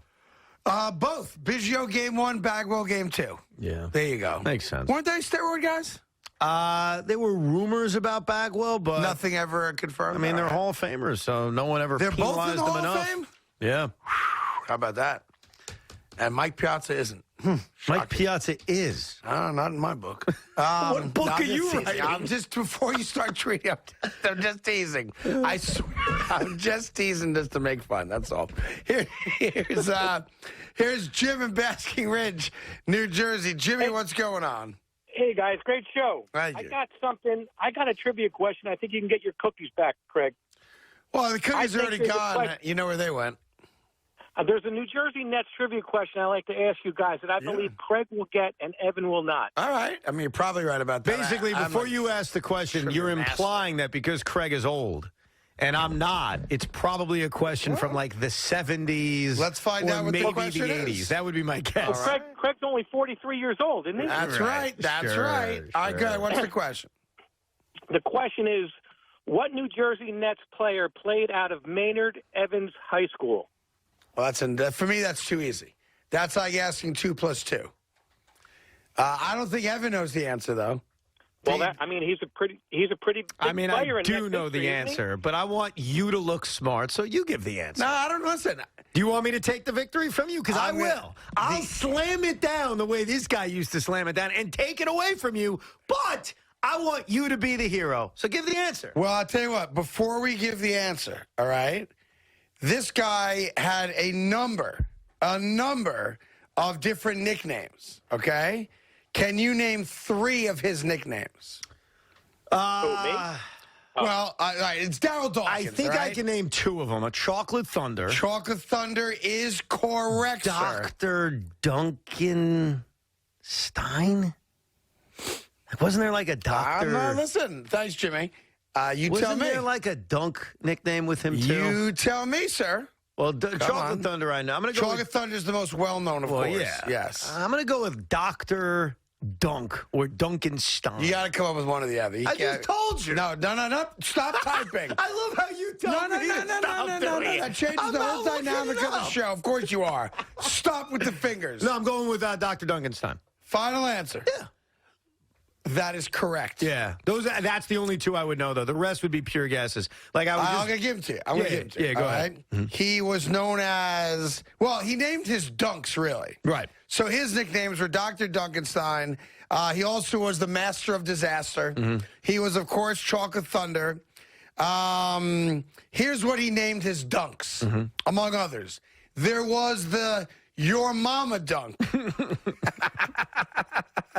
So that dunk emanated from, he was practicing with Dr. J, Jelly Bean Bryant, Kobe's dad, World B. Free, and Doug Collins. So way back in the day, Sixers, right? He wanted to prove to these guys that he could ball with them, right? So after a powerful dunk, he turned to some random no-name guy trying to play defense, and he said, "Your mama," right in the guy's face. He's taunting him, right? When the other guys heard that, Dr. J said, "From now on, that's your mama dunk." Dunk number 2, the Heart Stopper. All right, dunk number 3, the Greyhound Bus. That's when Daryl Dawkins took the ball coast to coast and finished with a dunk. That's a good one. I like that nickname, yeah. The left-handed Spine Chiller Supreme. He was a righty, so when he dunked lefty, that's what it was. Right. The Turbo Sexophonic Delight was a dunk. That's my favorite one. I have no idea. That's my favorite one. Didn't he once say he came from the planet Lovetron? Yes, that one too. Wasn't that his thing? I've heard that story as well, yes. Let's see. He had the Chocolate Thunder flying, glass flying, Robazine crying, parents crying, babies crying, glass still flying, rump roasting, bun toasting, thank you, whamma mamma, I am a jamma dunk. That's a long name for a dunk. That is some name. And then he had this one. The Chocolate Thunder ain't playing, get out the weighing, backboard swaying, game delaying, super spike. That was another name for one of his dunks. Reminds me of when Rick Wildthing Vaughn would name his pitches in Major League. Yeah. And if you hit it, you can rename it. Then he had the Dunk You Very Much dunk, the Rim Wrecker, the in-your-face disgrace. And the final one, if you ain't grooving, you must get moving dunk. How would he remember each specific dunk? Like, how would you remember? Oh, wait a second. That's not the Yamama. That's the Greyhound Spike Rama Jama. Babies are crying. Your mama's looking dunk. Like, how would you even remember that? Right? How would you? I think that's a part of his. It's a very, very good I question. think that's a part of his majesty. Yeah, I think he passed away a couple years back. I remember I dunked on him here in studio. You dunked on him? Yeah. I wanted to dunk on him. So we brought in a Nerf basketball set. And, he had to be in his 50s at that point. Right. I mean, he's a big guy. Yeah, You're dunking on a guy? I think he passed away. He did. He passed away about 7 years ago. So I said, listen, I've always wanted to dunk on you. And he goes, well, that's never going to happen. And I tried to dunk on him in studio. That's funny. He was a nice man, Chocolate Thunder. He was a personality, that's for sure, man. Chocolate Thunder. Real quick, before we get back to your calls, 877-337-6666. Stephen Ross was approached by reporters outside the NFL meetings and said, quote, I know what it's about. I'm not dealing with it. So don't even ask me. That guy obviously is the dealio with the Houston preemptive Texans. on the Deshaun Watson questions. The Watson thing's crazy to me because the trade deadline's next week, right? It's either Monday or Tuesday. If it's the first or second, but it's after Sunday's games, right? So there's the possibility that, and I think it's personal, that the Texans might just sit on it. Now, we know that the Dolphins, whether you believe me or not, there's enough other people telling you the same thing at this point. I think that you buy that the Dolphins and Texans have some type of agreement if they do trade him, what he would go trade for. But, I get the sense that the Texans are trying to hurt him. Like they're trying to punish him. Yeah, but they're not playing him; they're paying him. But hurting him could hurt yourself. Yeah, but I think they're at that stage. I think that's what they've done because we know they could have traded him at any point they wanted to. The Dolphins specifically, but who knows what else was potentially on the table. And they did something that's so spiteful. I agree with you. They did damage to themselves because he's not helping them win games this year. He's never going to play for them again. I think we all understand that part of this deal, too, yeah, right? That's become painfully clear. So if you're going to get rid of him, and they are obviously at some point they have to, why would you bite off your nose to spite your face? Okay, you made him suffer, right? You prevented a 26-year-old kid, from playing the sport he loves because it's personal to you. But in doing so, you negatively impacted your own franchise. Like, you could have gotten 3 first-round picks, maybe a star player as well. Who knows? It all depends. It's Like right now, as we sit here a week before the trade deadline, I don't think they've damaged their position because the Miami Dolphins today are more desperate to trade for Deshaun Watson than they were 3 months ago. The Carolina Panthers, even though they may not have the assets to offer, you would think, watching Sam Darnold, are more desperate to trade for Deshaun Watson. And they're not today. contractually tied to Sam after this year. Right, so I don't think they've hurt themselves yet. I think if they keep them through the trade deadline, which is on Tuesday, now you do risk hurting yourself because now you risk Tua plays great for the Dolphins. Now you risk Russell Wilson becomes available, which means the market includes another elite-level quarterback. So I think if they deal him before November 2nd, I think the results will show you that they didn't hurt themselves in terms of compensation. They didn't. But if they wait till the offseason, who knows what the NFL landscape's going to look like? Yeah, and Aaron Rodgers might be available. That's what I'm saying. Like Russell Wilson might be available. The like you market, said, including those guys, hurts your market for trading Deshaun. I'm not a fan of Tua's, but threw for 290 and a couple touchdowns this past weekend. He's still essentially, a rookie quarterback. He's not played 16 games, right? You don't know what's going to happen. Like, if Tua starts to play well, the mindset could start to shift. I don't think it will either. But I think if they keep him through November 2nd, and at this point, I'd be surprised if they did. What are they thinking at that point? Like, what are you thinking if you go past the NFL trade deadline and say, yep, we're going to hold on to him or we have no intention of playing him? But I think if you take him through the deadline, yeah, you absolutely risk cutting your nose off to spite your face. Why would you want to do that? What are you proving? What does that do for you? No, it's personal. That's why, to me, it's just personal, right? Because the new regime comes in, he goes, I ain't playing for you guys, and now it's personal because they could have made a deal at any point they wanted to. Yeah, but wait a second. Is it him not playing for the Texans or the Texans not allowing him to play? Like, where are we at this point? I mean, he's active every week. They're choosing not to play him. Okay, so it's not. He's been at camp. He's been at everything. It's not Deshaun Watson the way we figured 8 months ago. It's the Texans saying we're not playing you. Right. That is correct. They have to make that decision. They could activate him for a game. Right. And they've chosen not to. They've chosen not to. I don't think he practices with the team, but he physically has to go to their place of business to get his paycheck. Yeah, they've made this personal. I was just trying to figure out a way. Is there any way at all that, as much as I think Zach Wilson might one day be very good, and I do like Daniel Jones, I think Daniel Jones can play. What, you want the Jets and Giants to trade for him? Well, I'm just saying, like, the Dolphin thing, I believe the Dolphins have had an offer on the table forever. I do. Right. All right? But, whatever reason, Nick Caserio said down with Houston, has not pulled the trigger and made it happen. So every day that goes by where they don't means, in theory, and it's just a theory, Evan, some other team could, swoop in, and who knows, right?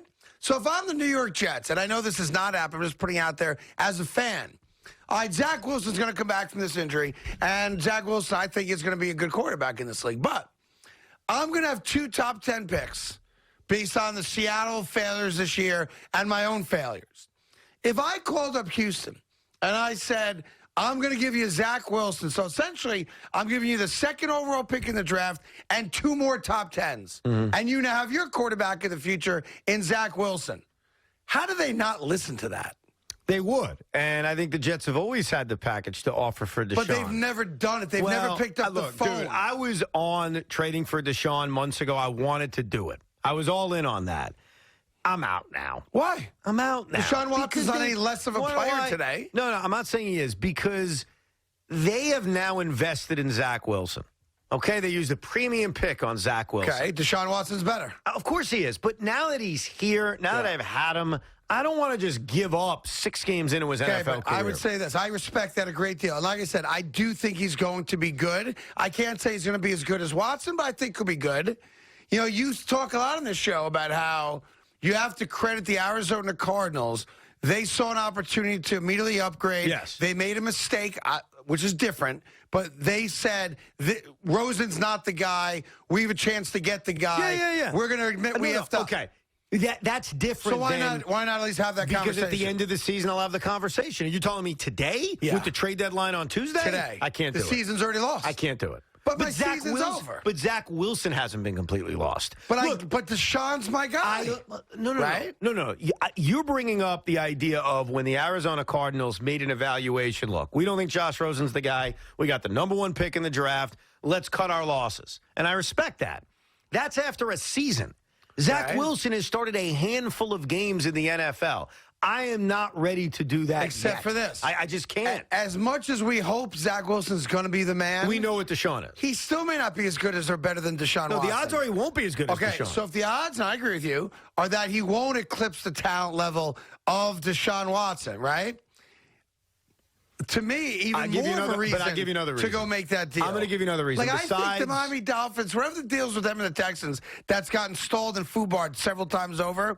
If I'm the Jets, and more importantly, I'm Joe Douglas, so I've got some career security I may be now worried about going forward because it's been a bad 3 years here, right? Right. And I have the chance to right now, this season's over. It's a wrap. I can go get Deshaun Watson, and he's my quarterback starting week 12 or whatever next year. I've immediately made myself a very tough team to beat. I just used a premium pick on Zach Wilson, and I don't know what the hell he is yet. But that's the point. I'm not giving up on him. If I told you that getting the top 5 quarterback cost me the #2 pick last year, why wouldn't you do that? Because then I wouldn't have drafted Zach Wilson. If I knew I was eyeing eventually you would have had to have given up the pick to get him, either way. What was either that? way, you would have given them the 2 to get him. You would have given Houston. So what am I trading for Deshaun Watson? So you're giving him Zach Wilson and both #1s this year.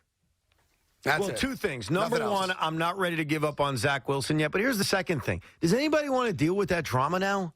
What drama? What drama? He may not be allowed to play. Yeah. There's been no settlements yet. Fine. Has there been? It's fine. It's fine. Has there been a settlement yet? There's probably going to be a settlement. Probably. Yeah. I've been hearing it for months. Yeah. It's October. All right. This whole story started happening when? A long time ago. Okay. He's playing football Is he? again. Yes, is he is. Yeah. I don't know if I'm the Jets, specifically the Jets. I want to even deal with that so drama. here's what you do if you're the Jets. And I was willing to deal with that drama 5 months ago. But now, I'm not. If you're the Jets, you do this. And I say the same thing about the Giants because he upgrades, for them as well.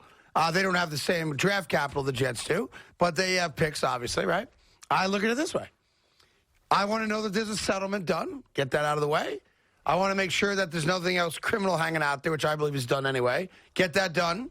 Peace out. There's no other drama. What drama? There's no drama. Where's the it's settlement? drama-free. Where's the settlement? Well, I'm saying, if I'm the Jets. Is there a settlement? I believe there's probably one that's very close to being done. Is there going to be a settlement before November 2nd? Before November 2nd? I don't know the answer to that. The answer is no. No trade is going down if I'm the Jets or the Giants before November 2nd. Well, then I think you're being very short-sighted. And on the Giant end of things, the Giants should jump too. Daniel Jones is a guy that now you're willing to just give up on? No, I see you're viewing it differently than I view it. You're looking at it as an upgrade. I'm not giving up on them. I'm saying I have a rare opportunity to get a legitimate top 5 guy. Which I agree he was when he was so playing. it's not giving up, it's improving. Yeah. Put it this way. Whether you look at Sterling Shepard, Kadarius Toney, I'm basing on health, obviously, Ingram, Galladay, and Saquon with Deshaun Watson as your quarterback. Okay, now turn the page. I've got Deshaun Watson as the Jet quarterback. And I've got, Davis and, Crowder and whomever, whatever, right? Whatever. Well, I'm saying it fits the Giants better in this argument, of course, because they have more skill position Because the talent. Jets are awful, is but what you you're follow, saying. if I just put it to you this way. I follow what you're saying, and I if think the New York Giants, forget about the Jets for 1 second. I want them selfishly. If the New York Giants could find a way to acquire Deshaun Watson, not now. They become top 3 choice in the NFC next year to go to the Super Bowl. Really? Yep. What did we say was the number 1 issue with the New York Giants? Defense. Has Daniel Jones had a bad year? Great offense makes the defense better. No, has Daniel Jones had a bad year this year? No, he has not. He's had What is 6 this? bad quarters. Essentially, that's bad Daniel news. Jones I'm this sorry. season. Bad news for you Giant fans. Jabril Peppers, who's not had a great year, but I love him. He's a free agent at the end of the year, Well, it's not. Then this is the worst year for this to happen for him. I feel bad for the guy. I do. Injured reserve. 2 injuries to his right leg. He ruptured the ACL in his knee. That sounds serious. And has a high ankle sprain. Forget about the ankle sprain, which does keep guys out for a couple weeks. He ruptured the ACL. Out for the season. Out for the year. Dunzo. We may never see Jabril as a Giant again. And he was a name to keep an eye on at the trade deadline. Maybe they would sell him off for a pick. And look, Jabril's role sort of kind of been limited this Paul year. Schwartz. He's had snaps kind of go away this year. But he's still a leader in that locker room, still, brings value to this team. And it sucks because I don't know if he'll ever play another game for this team. And also get up on specials, too. And first, you have to hope the guy can come back and, play it for anybody. Because when you rupture an ACL, I imagine that's not a good thing. That's a bad injury, right? Yeah, I'd have to look it up. I don't know. It's got to be worse than a tear, right? Yeah. That sucks, man. Let me see. By the way, I'm well aware that Darryl Griffith had the name Dr. Duncanstein. So did my main man, Darryl Dawkins. They both used the name. So don't stop. You're embarrassing yourselves. All right, I'm aware. Who are you speaking to? Yeah, people. Who are you talking to? Scumbags you get on me for who are you yelling at right now? Who are you talking to? I'm just saying I'm aware that I want to know who you're people talking to. People think we got it wrong. Scumbags. Yeah.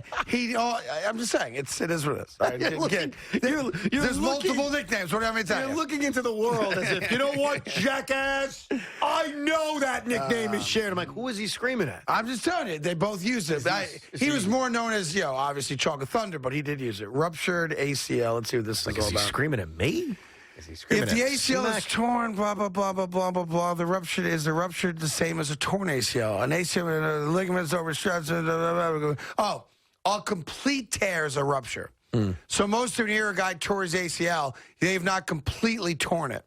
When you completely tear the ACL, I guess, off the bone. Right. But he's been ruled out for the season. This is a season. No, he's done for the year. This is a season-ending injury for Jabril. Yeah. That stinks, man. Dunzo.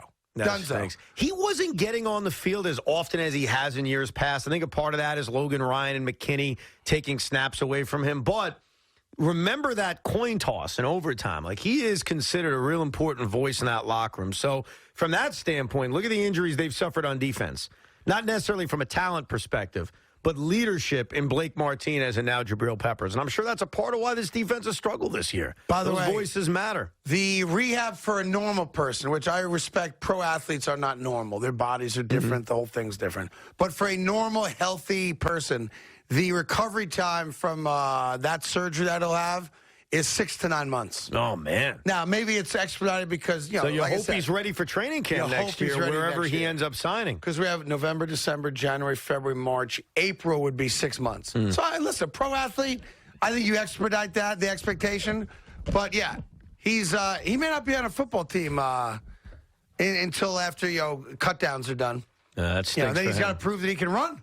Stinks for him, man. Because he was not having a great year. And one of the pieces in the Odell trade, when you think back to that, he was one of the guys they got back in that trade. So, as much as I want it for myself, because like everyone, I'm a selfish sports fan, I've done the processing. It makes a lot more sense for the Giants than it does for the Jets. What? And if John Mara wants to... For trading for Deshaun Watson? If I may, sir.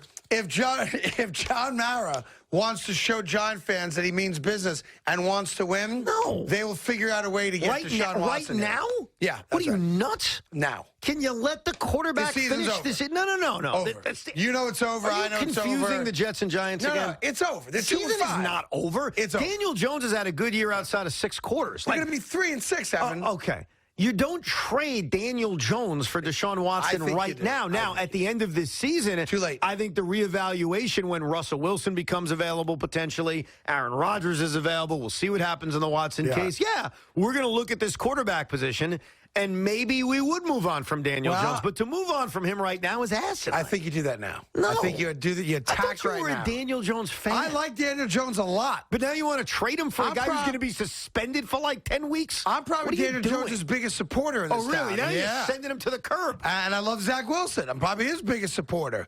But I recognize that it's the hardest position to fill in all of sports, and I got a guy who's a proven commodity as a top 5. So I'll do anything I can to get that guy. Do you understand the concept of let's wait till the season is over? Let's evaluate Zach Wilson for a year. I don't understand. Let's evaluate another full season out of Daniel Jones. And trust me, our views will be a lot clearer once there's a full season. You were comparing Zach Wilson. Now you're pissing me off. To Dan Marino. You compared Zach Wilson to Dan Marino. He's going to be our Dan Marino. And now, from my Dan Marino to let me trade him for a guy who still has lawsuits that have not been settled. To a guy that hasn't played this season, to a guy that's going to be suspended. And, oh, by the way, I'm going to take every draft pick I own and trade it for him when the team stinks.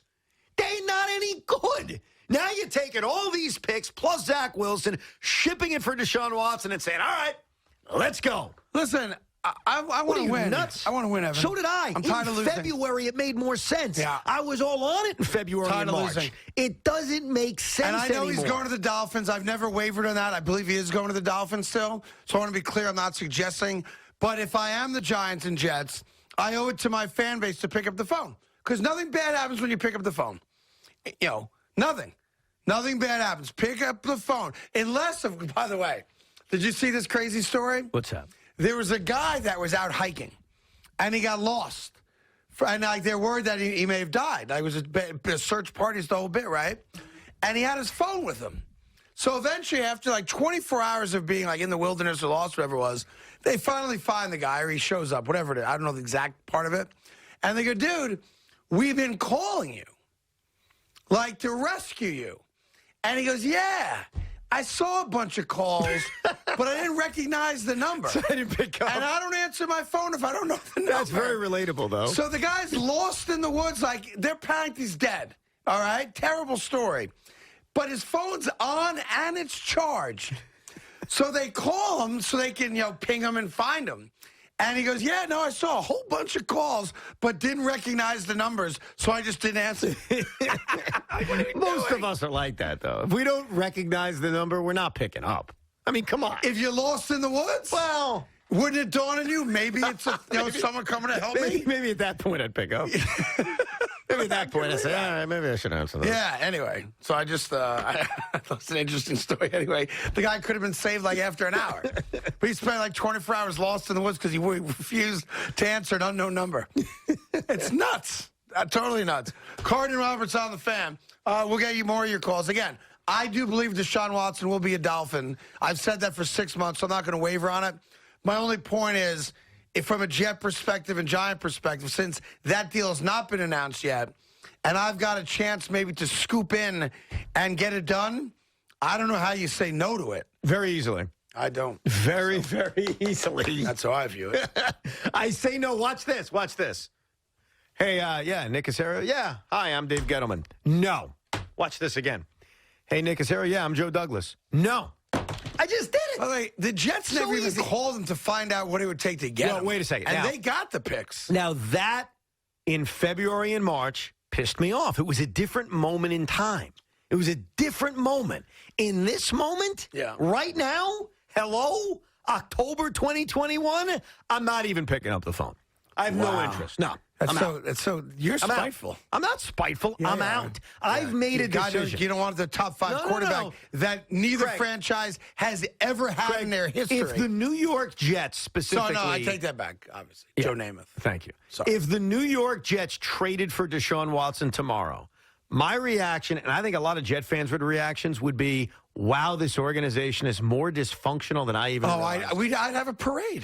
Would you? If the Jets said we made a deal to get Deshaun Watson, would you? I'm celebrating. That would be the ultimate sign of dysfunction. If I disagree this 100%. Franchise, who stinks from top to bottom, wouldn't stink anymore. After investing the number 2 pick in the draft in Zach Wilson, if this organization woke up and traded for Deshaun Watson, it would be the height of the Jet lunacy. It would be better than when we got Brett Favre.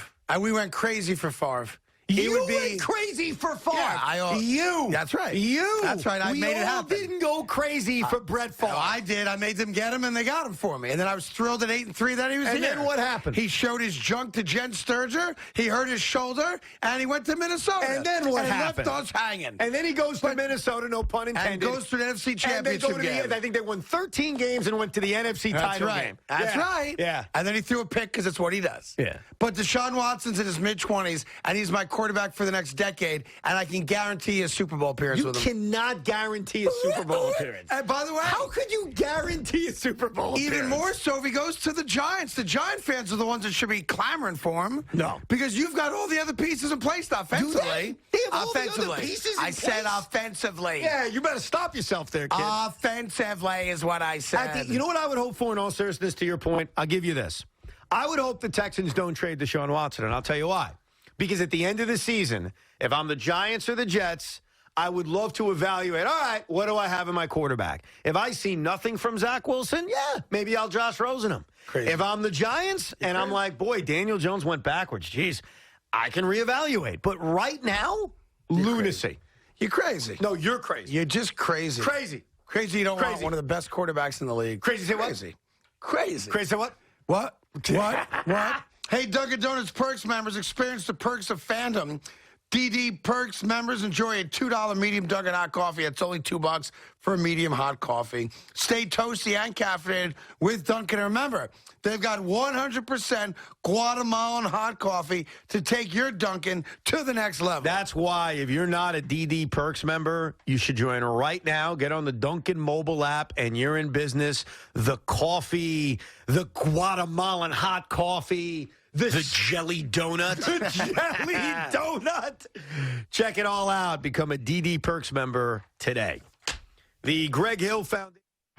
Carton and Roberts on SNY is brought to you by Dunkin'. This fall, there's a whole new spin on pumpkin to love with the new Pumpkin Cream Cold Brew and Pumpkin Spice Signature Latte. America runs on Dunkin'.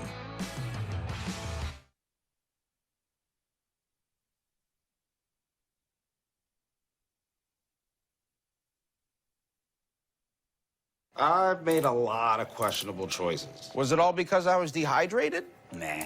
But now I'm trying to make smarter decisions. You know, hydrating with smart water and stuff like that. Keep living smart. Ow! Sure, you'll teach her to drive a car, then use Greenlight and teach her to save up for her own car. Mowing lawns and getting paid. Navigate the world of earning, saving, and investing together. Invest in your best investment. Greenlight. First, there was Vegas, then Atlantic City. Now, your pocket. DraftKings has an online casino where you can play your favorite games whenever and wherever you want. Slots, blackjack, and more. New casino players can get a deposit bonus up to $2,000 plus free casino credits. Download the app or visit us online. Try DraftKings Casino today with our exclusive offer and experience the casino floor like never before.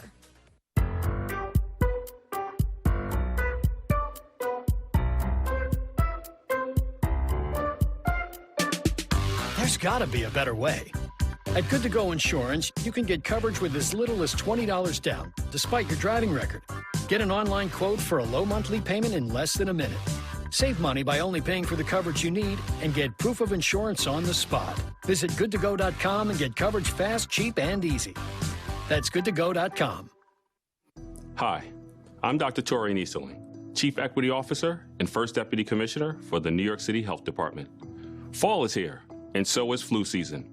To protect against the flu, everyone 6 months and older should get a flu shot. It is particularly important for people who are at higher risk of serious complications from the flu, including adults 65 and older, pregnant people, and people with other medical conditions like asthma, diabetes, or heart disease. The flu shot does not protect you against COVID-19, and the COVID-19 vaccine doesn't protect you against the flu. So, if you haven't had your COVID-19 vaccine, you can get it at the same time as your flu shot. COVID-19 has taught us anything, is that we all need to be protected. For more information or to find a flu shot location, visit nyc.gov/flu or call 311.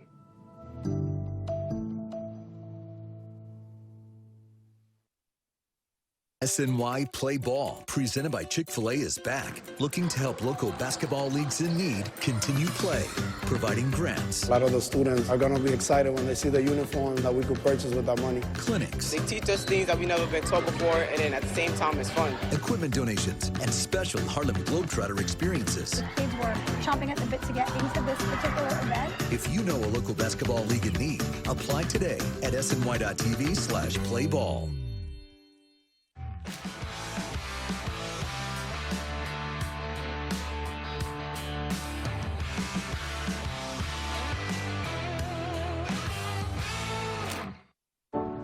When you support City Harvest, you feed hope, love, and joy.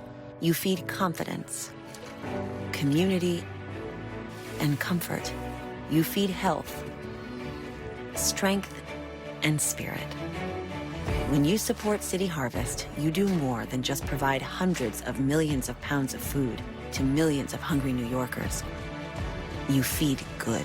Support us at cityharvest.org. Do you have a crock on your counter stuffed with utensils, many of which you don't even use? Hi, I'm Lucinda Scala Quinn, chef, author, and TV host. And with over 10 years as the executive food director for Martha Stewart, I've tried every kitchen product you could dream of. But nothing beats my Spurtles. They'll be the hardest working tools in your kitchen. It's a simple idea designed in the 16th century in Scotland for stirring oatmeal, and it makes so much sense. Think of the Spurtle as 10 tools in one.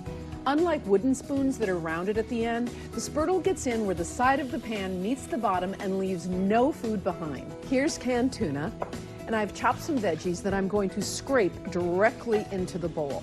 Scoop out the mayo in one fell swoop, and with all that surface area, you can smash it together. Stir and serve, and I promise you, you won't find a better tool for spreading. How many peanut butter sandwiches have you made in your lifetime? Use the Spurtle to whisk your eggs, pour them into a hot pan, and stir as you cook. Plus, the Spurtle makes a great egg separator. Think of how many times you're asked to sift dry ingredients. With the Spurtle, you can sift and stir. Strain out liquid, just this easy. Also, it's the best tool for folding. like when you're trying to make that perfect chocolate mousse. You can get your complete Spurtle set today for only $19.99. And if you order now, I'll include my Skinny Spurtle free. It's perfect for getting in those narrow jars. But that's not all. Order right now and I'll double the offer. Just pay a separate fee. I promise you, my Spurtles will be the hardest working tools in your kitchen. But just remember, it's a Spurtle, Myrtle. To get your Spurtles, call 1-800-709-6348. That's 1-800-709-6348 or go to buyspurtle.com. That's buyspurtle.com. Order now. Puck drops, Connecticut ice begins. Locked off the post, and there it goes. It's in for UConn, and a goal. Sacred Heart scores again. Now Jen for Quinnipiac, a shot, and a score. High-flying, in-your-face hockey tonight. Sacred Heart takes the lead. And it's the Huskies who are on the board first. A score! Into the net it goes for Quinnipiac. Geico Sports Night on SNY. There's some big news coming out of Brooklyn. Your nightly source for all things New York sports. Wait until you see how they finish things off. Geico Sports Night. All night, every night, starting at 11 p.m. only in SNY. Carton Roberts on SNY is brought to you by Smart Water, proud partner of the New York Mets.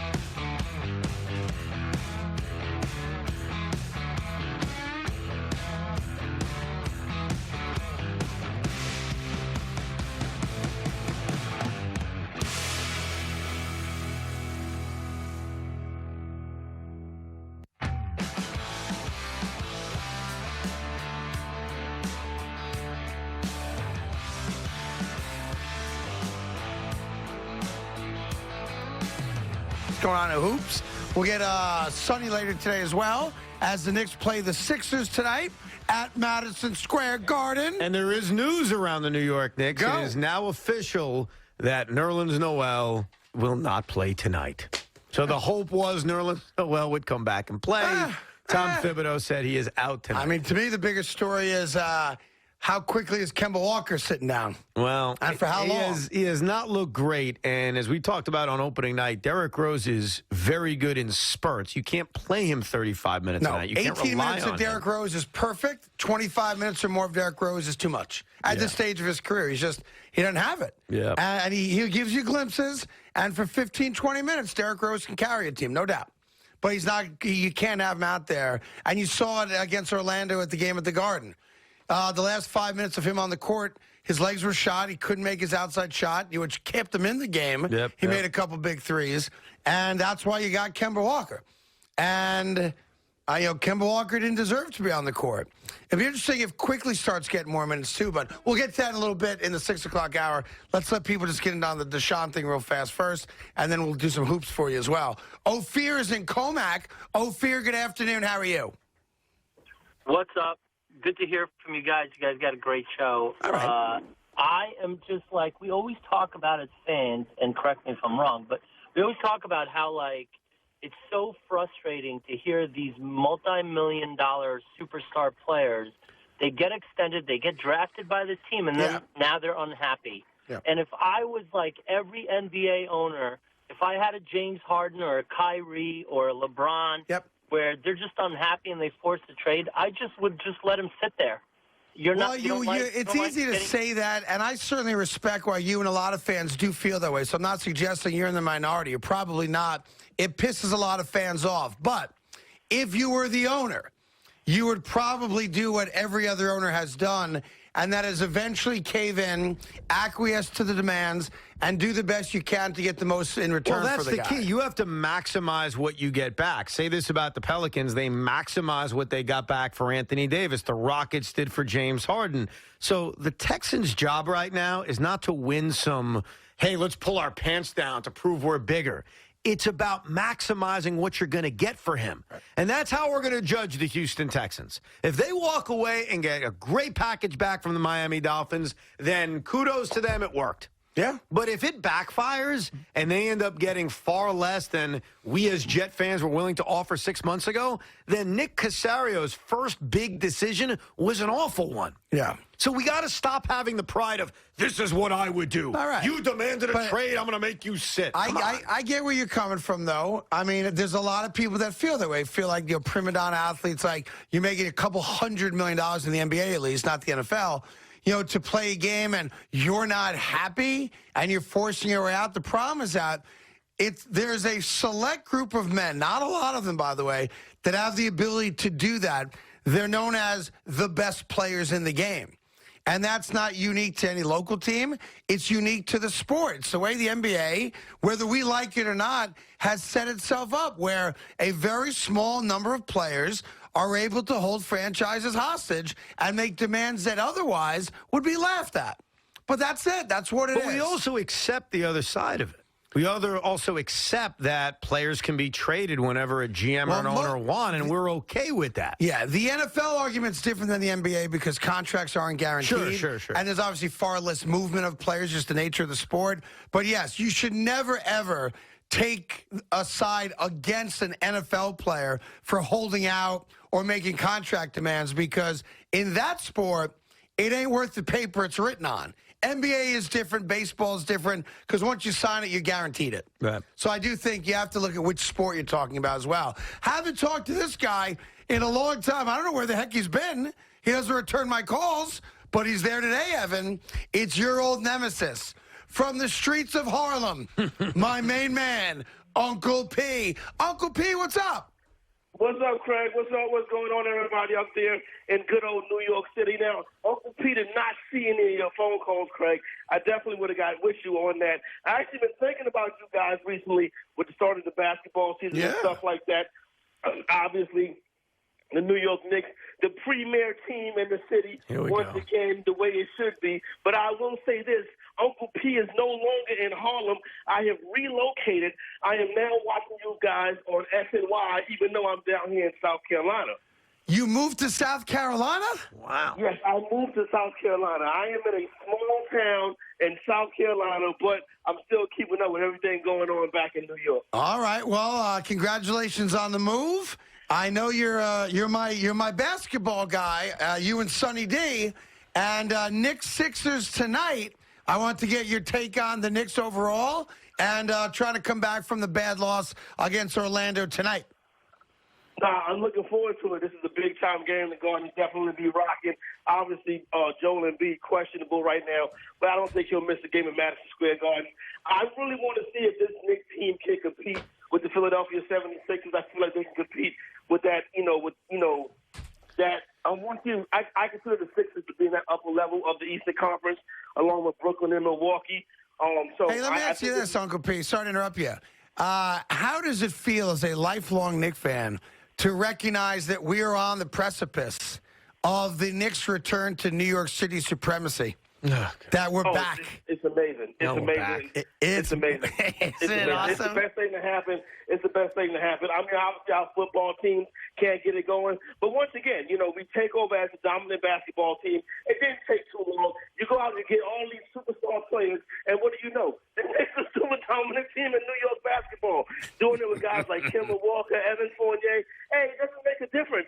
The Brooklyn Nets will always and forever be the little sister, the varsity team, as they say, in New York City. I don't know if you heard this now. They're trying to, they're trying too hard to be cool and hip. So your buddy with the bad do came out and now wants people like Evan to refer to Barclays Center as the Clays. Like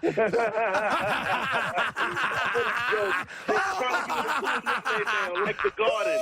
Never going to happen. The Clays. Sons of bitches. Yeah, it's never going to happen. It's not the Garden. All right, well, listen, I'm glad you're doing well in South Carolina. Let's hook up later this week and catch up. And anytime there's something cooking in basketball, make sure to give us a shout, okay? I will definitely do that, and I enjoy watching you boys. Take care. All right, be good. Uncle P, I didn't even know that he moved. There you go. Don't be mocking the Clays. I think it's sticking. Stop, please stop. I think it's working. It's not sticking. Why? It's stupid. Well, says who? Says everybody who knows hipness. Listen, if there's one guy in this city which has been so just void of greatness, if there's one guy in this city, the king of this city, who can say whatever the hell he wants and make it cool, you know who that guy is? Not you. It's not Julius Randle. You know who that is? Yeah. It's not Joey Gallo. You know who it is? It's not Garrett Cole. It's Kevin effing Durant. Yeah. You know who he is. Here's the problem with it. Go ahead and say it. The Clays. Just made it not cool. That's the problem with it. And you're tweeting it out last night like You're a damn crazy right person. I am. No, that's never going to catch on. What Kevin says goes. I'm telling you now, and you know it in your heart, it ain't never going to catch on. It's not. It's catching on amongst Met fans. And even though we only may make up 15 or 20% of the population, it's not. Yes, we are. Did you watch the broadcast last night? I saw it. Sarah Kustok called it the Clays, damn because you guys are all ass kissers. So? Every one of you. You want to make sure that Kevin Durant acknowledges your presence. Craig. So you're going to go along with whatever Baldy says. You're not going to deny this because you know it's true. Go. Do you watch him play basketball? He's the greatest basketball player on the planet. Crap. Yes. I've never said he wasn't. He can say whatever but come the on, hell it ain't he catching. wants. And Sarah, whatever her name is, or Ian Eagle, anybody else, should stop. Stop. By the way, no one's going to start calling it the Clays. I just want you to know, so you know my schedule. I will not be at the Clays tomorrow night for the Heat game, but Friday night I'll be at the Clays for the big game against the Pacers. But no Clays tomorrow night. Clays on Friday. By the way, Trae Young's coming to the Clays next week. If you wanted to join me at the Clays to chant, what's that little chant you have for Trae Young? Yeah, what's F. Trae Young. F. Trae Young. Yes. Ooh, it's original. Yeah. But I'll be at the Clays Tuesday to watch him. Please stop. I'm begging Get his you. ass Please, kicked. I'm begging you to please. But not tomorrow night. I'm not at the Clays tomorrow. I'll be at the Clays Friday. I will not be at the Clays tomorrow. You are proving my point that it's not cool and no one's going to use it. It doesn't matter if it's cool or not. It's what it is. It's not. It is what it is. In fact, the owner of the Brooklyn Nets, Joseph Tsai, tweeted out the Clays because it's the Clays. Damn Bye, it. SNY. Thank you, Grubhub. No one. And tell Josiah to stop trying to be. I mean, the amount of ass kissing that goes on, and I get it.